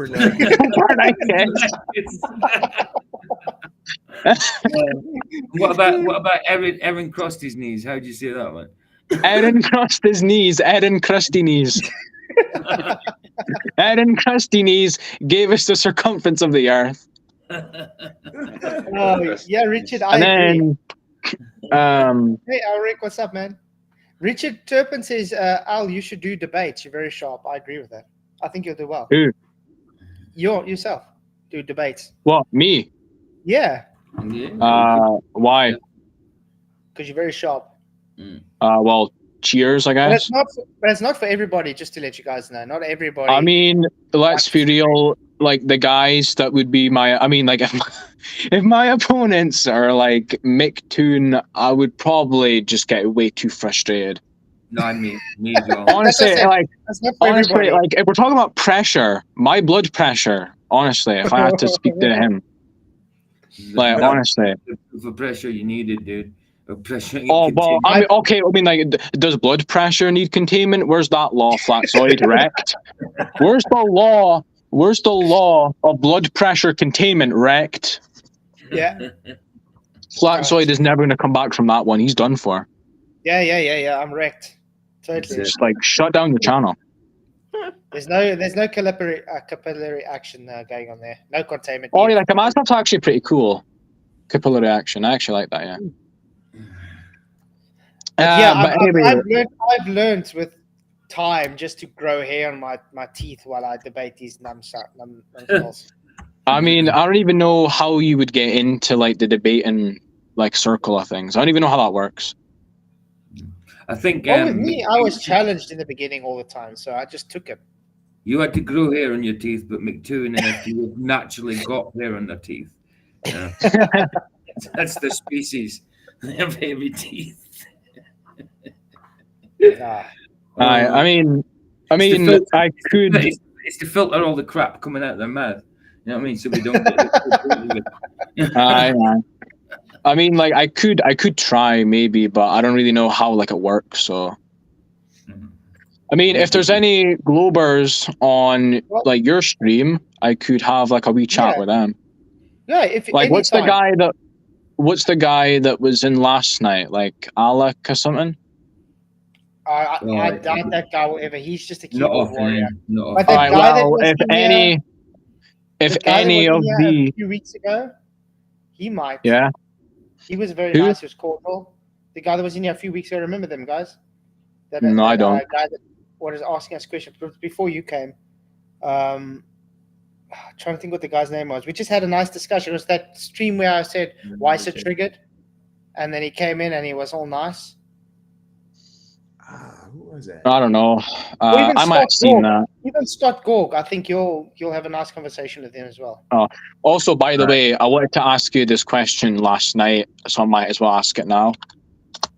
It's for you, Flatsoid. I remember I was watching a video and you said that Henry Cavendish died before he did the measurement. Yeah, I did correct that. You did cite a source for that. I was just wanting to see. Could you tell me what that was? Yeah, I corrected that after and said he died, and let me give you the source quickly.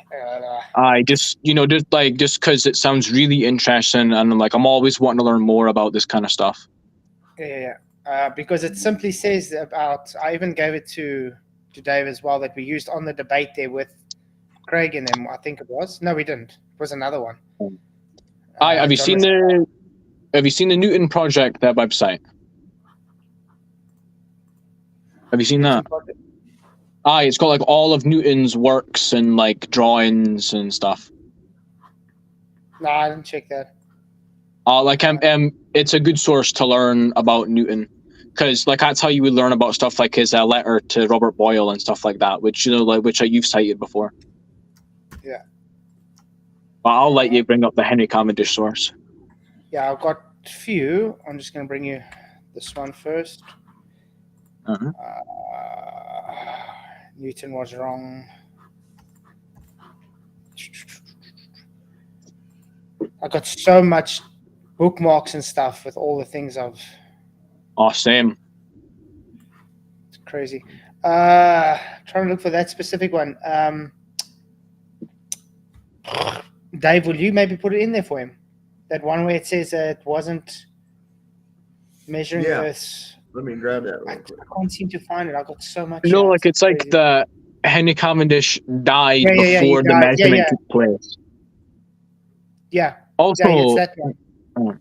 Right. Dave's gonna give it to you now quickly. Oh, that's fine. Cheers for that. No stress, man. I know that it can be hard to like. Because it wasn't Cavendish that died. It was Reverend C.V. Boys, wasn't it? And then Reverend who? Reverend C.V. Boys. Oh. Didn't you say he was the one that ascribed gravity to Newton? C.V. Oh yeah, I'm getting confused now. Yeah, C.V. Boys ascribed it to Newton.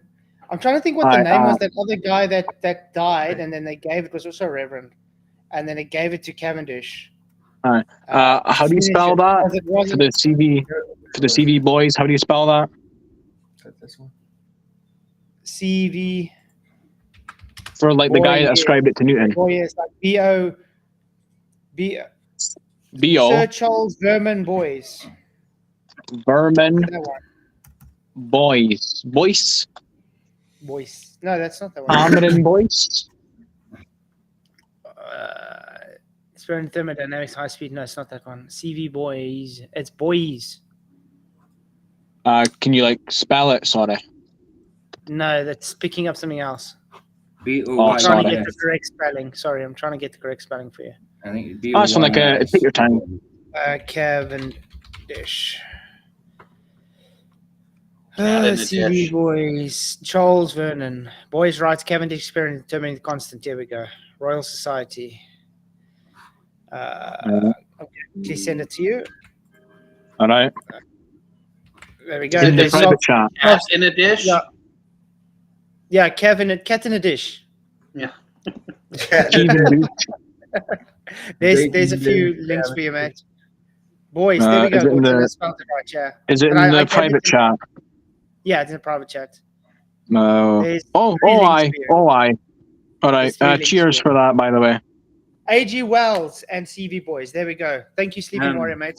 There we go. H.G. Wells.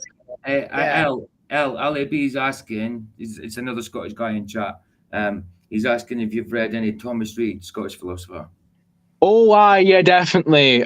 He's cool. He was one of the early critics of David Hume. He had the whole School of Common Sense. The School of Common Sense in Scotland. Yeah, I know about him. Got you. I know one of the. He did stuff about like visual perception and optics as well. Right. There's some flat Earth stuff about that as well. Cool. So I know about him. I'll have to look out for something like that then. Well, you just look up Thomas Reid philosophers, like read his books. I don't know. Right. You can find it for free on the archive.org website. All right, cool. Or you could just buy it on like Amazon. I don't know. You decide. Because it can be better to have a book for some people, like, physically, but digital, some people like it. I prefer books. I prefer to have paper in mind with what I do. Oh, same. Actually, speaking of books, there's a really cool book that I want to recommend, by the way. Yeah. I don't know if you guys have read this, but it's pretty interesting. It's a really good book. I'm just loading it up right now. It's called The Logic of Modern Physics. Oh, yeah. Have you ever heard of this by Brigman? Heard it, never read it. Well, you can get it for free on the archive.org website, so it is pretty interesting. I'm wanting to work my way through it. The Logic of Modern Physics. Yeah, I found it, yeah. On the archive.org. It's a very, very interesting book. It goes over a lot of stuff. Some of the stuff that I talk about on here does come from it, but I mean, work my way through it. So just a little bit of a book recommendation. He goes through all the history and all the philosophy behind stuff. Yeah, I just got it now. Thanks. I'm going to bookmark. That's a Bridgman. So my bookmarks are just growing and growing. Yeah. Is my sound going through in this mic? Yeah, what's up, Discord?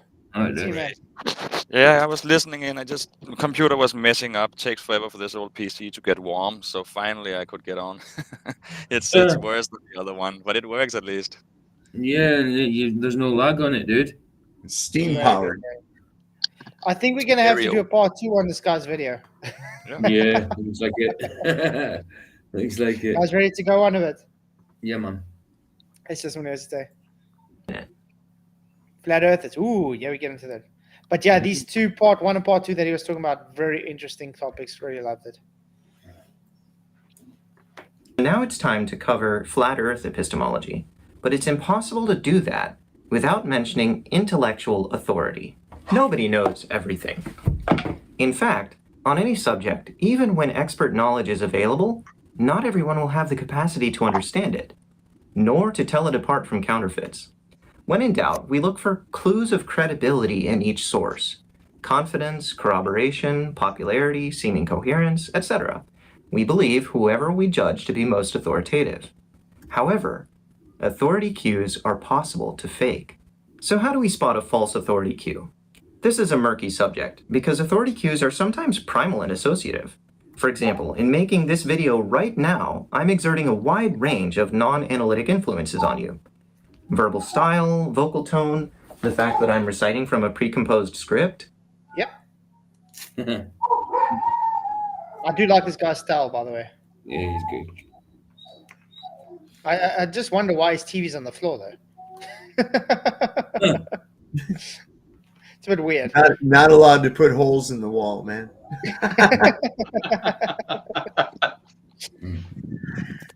Watergate. Ooh, interesting. Okay. Even the length of time I can do that between cuts while looking earnestly into the camera.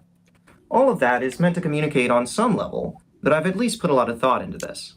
So does that make me trustworthy? Nope. Well, no. It just means that maybe I'm more trustworthy than someone who hasn't. Yeah, I'd agree with that. But that trustworthy has got nothing to do with how much time you put into something, though. For instance, Professor Dave. You get people that have knowledge on something and they lie on purpose. They deceive on purpose. So it doesn't make them trustworthy. Yeah. Got high production value pretty much with Professor Dave.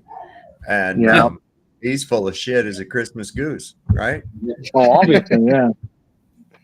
Yeah, but that also like lures people in as well. Like if you've got, if you've got like a high production value, you come across as smart and like professional, then a lot of people will just believe it.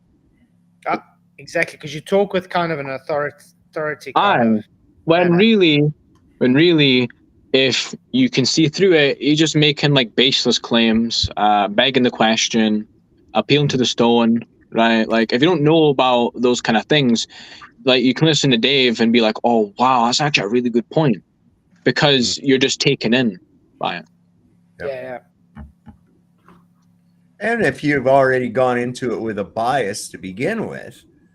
Oh yeah, definitely. Like if you're looking at like Professor Dave because like you're arguing with a flat earther and you got to wreck him like mid debate, then yeah, obviously you're not going to care about every single little thing that he says. Which is why they look very dumb, because I can tell a lot of people when you're arguing online, they've just looked up flat earth wrong and then saw like the first video and then they start spouting off like 5 random points that they don't know what like any of it means. Yeah, but that's how we find a lot of the time the people these days just have arguments that we've debunked like in 2015 or something. Well, I mean, let's be real. People are still citing the like Aristotelian arguments from like 2,500 years ago. So, and we're the ancient ones. We're the one like stuck in the past.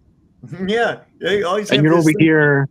You still believe the Earth is flat? It's like you still believe. I just came here. I'm from the 13th century. I know nothing. And what is thou talking of? And shit. It's like, come on, guy. You still, and yeah, I mean, like it's really funny. I mean, so when we use the same measurements, we've got no more material. But when they appeal to like ancient, literally like the birth of like philosophy, when they appeal to that in like archaic Greece. No, that's fine. That's fine. So it's not the time or how many times you use it that makes it wrong. It's if it's true or not. But they don't seem to grasp that. Yeah. Also, what they don't grasp is that like the ancient Greeks, they didn't know too much about like how your eyes work, how your vision works, how light works. That's the whole thing. They didn't know how optics really was a thing. I know. I mean, even today, they just started. Yeah. Even today, we're still learning. Yes, we know. We don't know.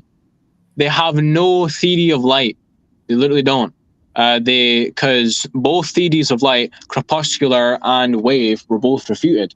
So they have like a duality of particle and wave. Also something that they don't take into account when they talk about refraction is that they tend to appeal to systems that use Euclidean geometry, but Euclidean geometry never accounts for atmospheric refraction. They have no argument to counter that, by the way. Yep. And most of them don't even know that that's a thing in Euclidean geometry. So if you bring that up to them, they don't have anything for that. I want to show something if it's possible. If I can bring up. I'm looking for something quickly that I shared in Element a few days ago. It's on the light. It's a really cool thing there.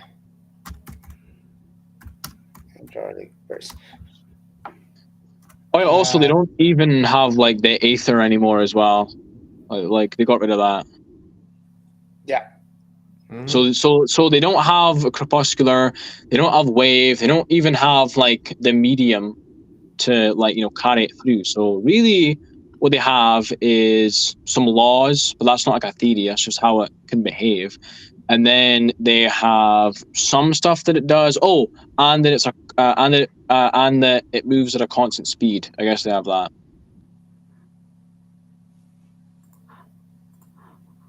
What's this? A red one. This is as brilliant. You can this see is when their beams all combine, you get white light. And if you take a piece of paper with a slit in it and you block those beams, you can decompose that white light back into its constituent parts, red, green, and blue. Now this is something really cool. If you take something that casts a shadow, it's actually going to cast 3, a cyan, a magenta, and a yellow shadow. And if I allow each of those shadows to pass over the slit, you're going to see that they block out only their complementary color. In that That's quite cool, yeah. That's really cool. I smashing, eh? That is really cool. That's why I said that. That's why I also still to this day believe we don't know what light is. It can't be a wave if we just saw what we just saw, because how would the wave know how to separate and rejoin into each other when it goes through the slit? Check that out. It's not. Check that out. That I just put out there. It's substance at all, does it? It's just. I don't know. It's something you just can't explain. Something created by God. We always try to quantify it to the flesh, and that's the problem. We try to do something, and we're trying to explain something. Exactly. We just have no clue whatsoever what it is. Yeah, try to substantiate. We never will something. until the end of days. Try to substantiate something that you can probably never understand. You know. Yeah. But look at this is also interesting how they could camera track how light moves there. It's really interesting as well. They've created a camera so fast it slows to a crawl the fastest moving thing in the universe, light. The camera has You a have to resolution of see a trillion billion. where he puts it. Yeah, it's this spot. This Flash of light on a still life is transformed into a journey. We'll see light coming in by its reflection off the floor. Oh wow! As the light wave propagates, it'll hit the. See, that's why I surface don't of the agree. floor. Light wave. No, I don't believe it. I wouldn't say it's a light wave. No. But they're saying you see it's a light wave propagation, which I don't agree with though, because I still believe we don't know what light is. We don't. It might have wave properties, but it doesn't make it a wave though. And we'll see that light Can't up. be something. That is And then an only action. after delay will you see the light hit the wall behind it, and only after another delay will you actually see the shadow behind it. Wait, so the shadow doesn't appear instantaneously? That's right, because the wall is farther away, it takes light longer time to reach it. That's crazy. Soda bottle filled with water. Cool. But then, a flash. So you see the pulse of light enter in from the left. This pulse is actually a packet of photons, particles Interesting, eh? of light. And we can see its energy front sweeping across the bottle from left to right. And eventually the pulse will hit the cap and emit a bright flash. Just think how fast it was traveling. About Interesting stuff. It is. It is. God, 1 trillion frames a second. That's like, can you imagine trying to play a second's worth of frame? It would probably take you years. A second's worth of film, it would probably take you years at that speed. Long time. Gravy. Okay, let's get back to this guy. At normal speed, I mean. That's what an authority cue is.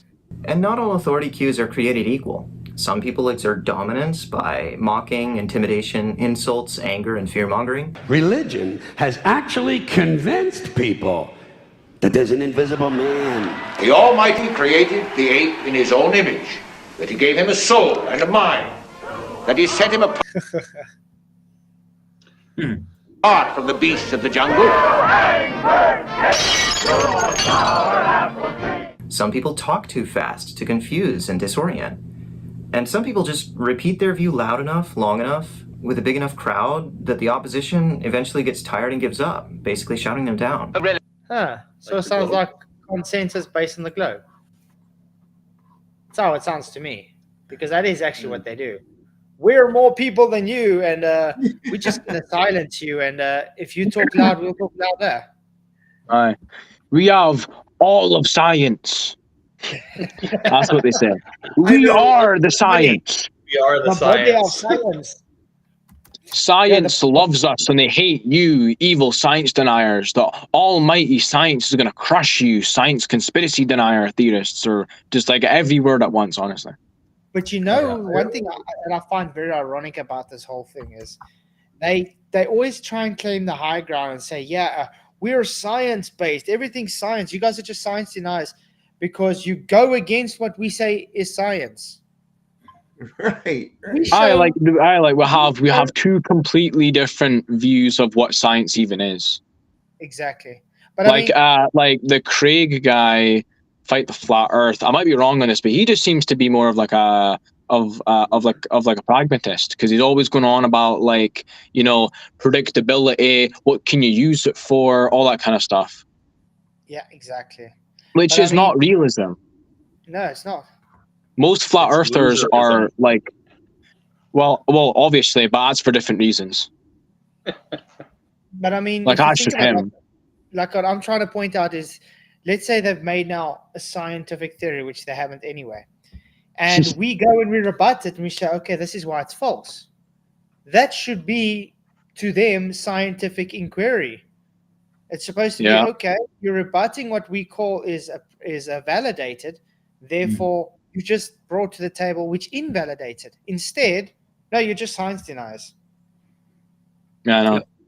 Yeah, also, it's funny, these guys, they always anthropomorphize science.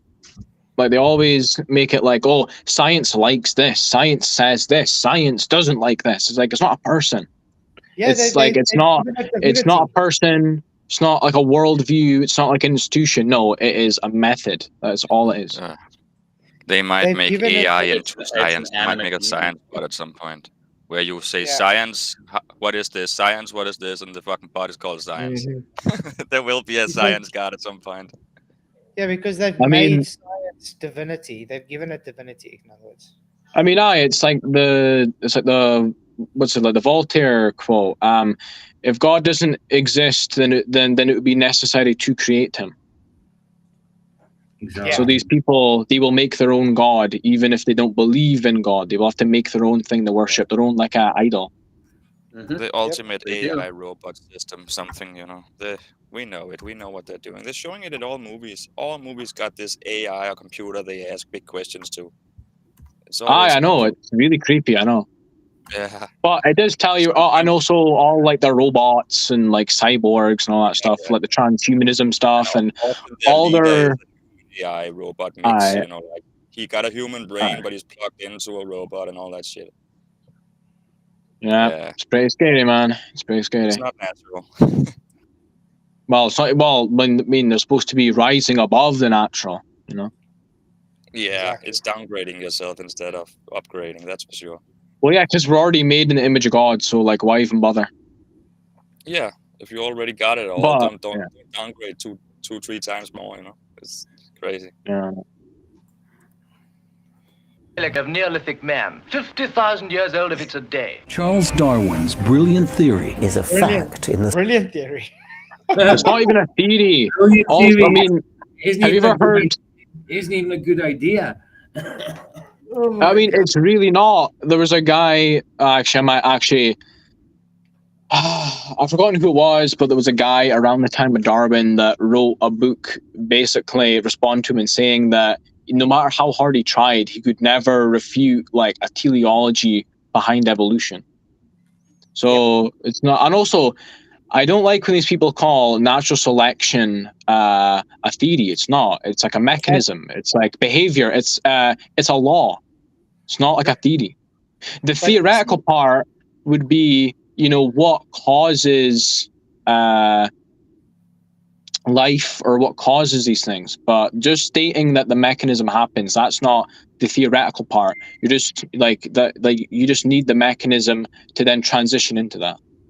Yeah, but have you not realized everything that evolution stands on is hijacking the adaptability and morphing due to genetic environmentation. So the mutations based on the environment is now they're hijacking to say, oh, look, it's evolution, which it's not.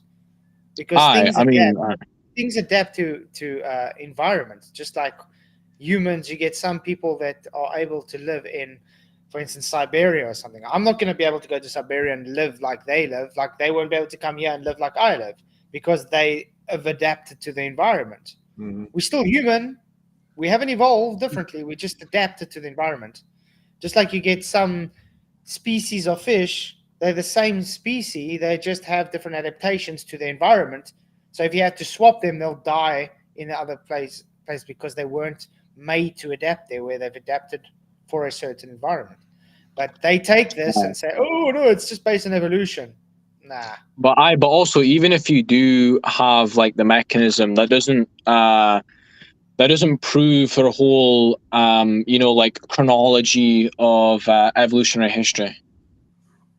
No, anyway, so even if you can demonstrate to me that there's this mechanism of natural selection, it's still a leap to then go on to like the homology and like the common descent.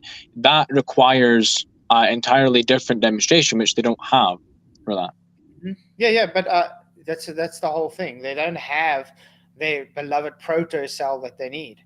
They need this proto cell to be able to create itself and then go replicate. There is not a self-creating, replicating cell in existence. I know. Also, come from God. I mean, like the big killer for them is if you get them on like the age of the Earth, that will kill their entire system because they need the long gradual evolution over millions of years. But if you say, well, you can't even establish that the Earth is like 1 million years old, and that completely destroys their system. That's what I love bringing. That's what I love bringing up. Sorry, I'm saying you can't observe anything at that age. There can't be any science involved if you can't observe anything. I know. What's the guy? Ernst Mayr, or like Ernest Mayr? Like he's one of like was one of like the most prominent guys. He said that no, you're just making inferences. You're not actually doing experimentation. He says that they're like inadequate ways of going about it. So it's not experiment, it's not observation, it's just inferring and basically just making a story. Deduction. But that's why I like bringing up diamonds and saying, why does diamonds have carbon-14 in them? And you're claiming diamonds are supposed to be created over millions of years. Oh, why did you get that? Did you get that from like the answers in the Genesis people? No, it's a specific guy. I think he does go. Because I remember I was looking on their channel and they had that guy that was like, oh, I really like talking about diamonds, and he made that exact same point. Yeah, but I think they interviewed him, but I saw it on an actual article. By the way, what do you guys think Dr. Danny Faulkner? What do you guys think about him? We've done a few streams on him. It's called Answers in Genesis, and he doesn't use it for creation. Wow. Yeah, exactly. Yeah, but like, so what's your take on him, Flatzoid? I call him the Christian Nazi. Yeah. The Christian Nazi. What? Can you like elaborate? He's a deceiver. He's trying to push a Bible that there is, and he's made his own kind of doctrine. I mean, like that always struck me as weird. It's like, okay, so there's no Darwinian evolution. There's no, like Genesis is accurate, so that's fine. So we can go deny all of these stories that we get from naturalism, but geocentrism is apparently too far, and like flat Earth is way too far. Like how? Like where's the line? Yeah. Like if you're gonna say, I believe in the Bible all the way, and I'm a full biblical literalist, I believe, in like the ancient, original biblical view, or like whatever they think, then things like geocentrism, they should like be into that, but they're not, because I've read their articles about that. Like, they're not into that. They also are really not into flat Earth. I really don't know why. Yeah, they got a mixed up weird view.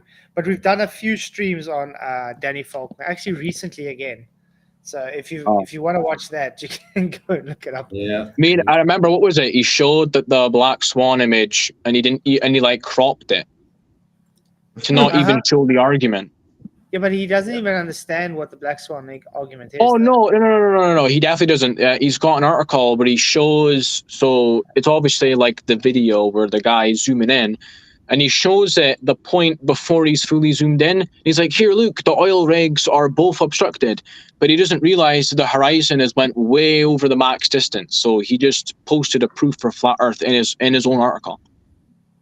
Yeah. Of course. So he doesn't get the argument. No. Here's the latest one on Danny Faulkner. I stuck it in the private chat for you. But we've done a whole bunch. It's crazy. Yeah, there's a lot of Danny Faulkner streams on Quantum Eraser. Yeah. He's got good streams on him. But yeah, I would love to talk to the people from Answers in Genesis, though, because we definitely have very different views. I mean, yeah, on flat Earth and geocentrism, yeah. I mean, they also believe that dinosaurs was also roaming with them on the 6th day of creation and everything. So they believe dinosaurs went on Noah's Ark, guys. I mean, why would you even use like the naturalist, like terms for it? Yeah, exactly. Like, why would you even call them dinosaurs, not like beasts or like dragons and stuff? Like, why wouldn't you use the words that like the Bible uses? Exactly. I mean, they do take those, and then they say behemoths. They take because the Bible says behemoths, so therefore dinosaurs. The word dinosaur is probably about 200 years old. That's about it. About 200 years old. I mean, well, yeah, because it means terrible lizards. Yeah, Sir Richard Owen coined the term. Mm-hmm. That's where the paleontology stuff starts. Well, I mean, they say that it actually starts in places like ancient China and stuff, because that's where they got the bones from, and then they thought it was dragons because they were so dumb back then. They thought it was like dragons, right? But then no, it's actually like dinosaur bones and all this stuff. It's actually a very, very recent field. Modern paleontology, very recent field. Roger, I used to love Kent Hovind done his debates on creation, but yeah. Well, I mean, the thing I liked about him is when he debated Professor Dave, there was a really good point where he got Dave to admit that on his view, Dave Farina needs to say that he's technically like cousins with like a strawberry. And he admitted he's a cousin with a strawberry, exactly. Yeah, because if you believe it all comes from the same source, and you believe in the strict, adaptationalism, where like natural selection is that powerful, then yeah, obviously like a strawberry evolving into, like a strawberry evolving into over time humans should be perfectly capable if natural selection is that powerful. So that's a really good thing that Kent Hovind got on. According to them, whales and pine trees are related, aren't they? I mean, that's just... Well, we all just cousins of rocks, guys. So. Yeah, I know it's a very monistic view. Mm-hmm. Like, but of course we are. That's why we say I rock with that, and I rock with that, and I rock with you. You're rocking, rock and roll. Yeah. Okay, guys. So I think we're gonna end it. Yeah, we'll do a part 2 then. Cool. That's what he does it every day. He says, "You rock, you rock, guys." You guys do rock. But yeah, I think it was really good. I think because you only got like halfway in his video. So, we'll do it some other time. Yeah. Yeah, we're gonna do part 2 then tomorrow night. It's gonna be exciting. All right. But yeah, thanks for coming, guys. Really appreciate it. Appreciate everybody in the chats. Thank you for hitting the likes. Yeah, you guys rock. The only one that doesn't rock is Sergeant Rock. He doesn't rock. Thank you for the memberships. Thank you for all the financial support. You guys are awesome. Appreciate everybody just being here, and appreciate everybody on the panel. really, really awesome chatting to you guys. And then I'll see you guys all tomorrow night for part 2 of this very awesome guy. Would you do me a favor and just go to his link in my description? Tell him Flatzoid would love to have a conversation with you. And then hopefully he'll take that up and then come talk with us, because I think we can have a very nice discussion with him. Yeah, man. Definitely. But thanks again. You guys have any closing statements? No, that's good. That's good. I mean, You all rock. I like the guy. You know what I mean? Obviously, he's got to be a little bit wrong about flat Earth and that, but yeah, I like how he talks and that, and like what he spoke about and the context. Good, man. I wish I could have been here sooner and been able to speak a little bit more. Well, you're too busy bending space and time, so. Oh, that's. I obviously. It's a task. What was that little video I found of Einstein? It's pretty good. Oh yeah, his name is One Rock. So there's one more rock. You see my thumbnail of my friction of gravity of Oh yeah, it was actually a good thumbnail. It's a good thumbnail, isn't it? With Einstein on it. Yeah. I just want to say thanks to all the 12 subscribers that I have. Watch out. Did you get more than that? What's that? Okay. Oh, did you get more views than subscribers? I have 54 views, 12 subscribers, only 7 likes. So good numbers though. 12 and That's 7. the trolls. You see, it's good trolls numbers. that go on. That's probably all trolls, yeah. You guys will like this. He looks dead. Hi, I am Albert Einstein, and I have come to believe that the motion of the Earth cannot be detected by any optical experiment. To the question whether or not the motion of the Earth in space can be made perceptible in terrestrial experiments, we have already remarked that all attempts of this nature led to a negative result. Before the theory of relativity was put forward, it was difficult to become reconciled to this negative result. So what I am really trying to tell you, Glurfs, is I fooled you. I fooled you into believing that the Earth orbits the Sun by explaining away the ether with my special theory of relativity. I never provided proof that there was no ether. I just said it doesn't exist, despite the entire scientific community to this point having acknowledged its existence. So I made up a way to explain why Michelson-Morley's interferometer showed no motion of Earth. I knew very well that my theory was an impossibility, just as a wave in water without water is an impossibility. Light requires a medium in which to travel through. However, I had a duty to carry out my Zionist predecessors. Oh, that's great. Thank you very much for that. I wasn't expecting that. That's hilarious. Cool. Just like you got a beauty in your pants. Oh yeah. I actually, for the quote stuff, the guy Light for the Tunnel, he's got a great video about it, going through all the quotes from like astronomers and the physicists that show that heliocentrism, the way to justify it is just on like the axioms and like the philosophy, not on observation or experiment. Exactly. Yeah, I mean, you actually get a lot of physicists talking out about how they don't agree with relativity, but nobody ever shows that. What's it? The guy, Sir Arthur Eddington, the guy who is cited as, proving Einstein right. And, he proved it because, actually, there's a quote from him admitting that heliocentrism, you can't prove it by observation. That's in the Light Before the Tunnel video.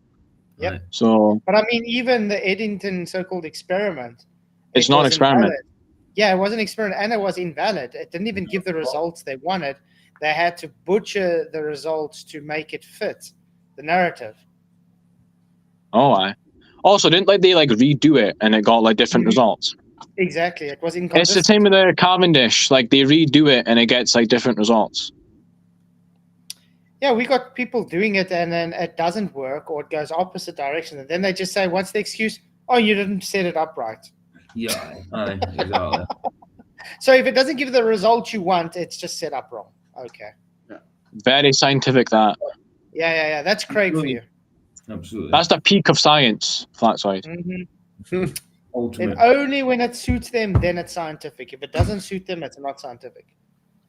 Yeah. So yeah, guys, thanks for coming. Really appreciate you all. I'll see you then all tomorrow night for another awesome stream.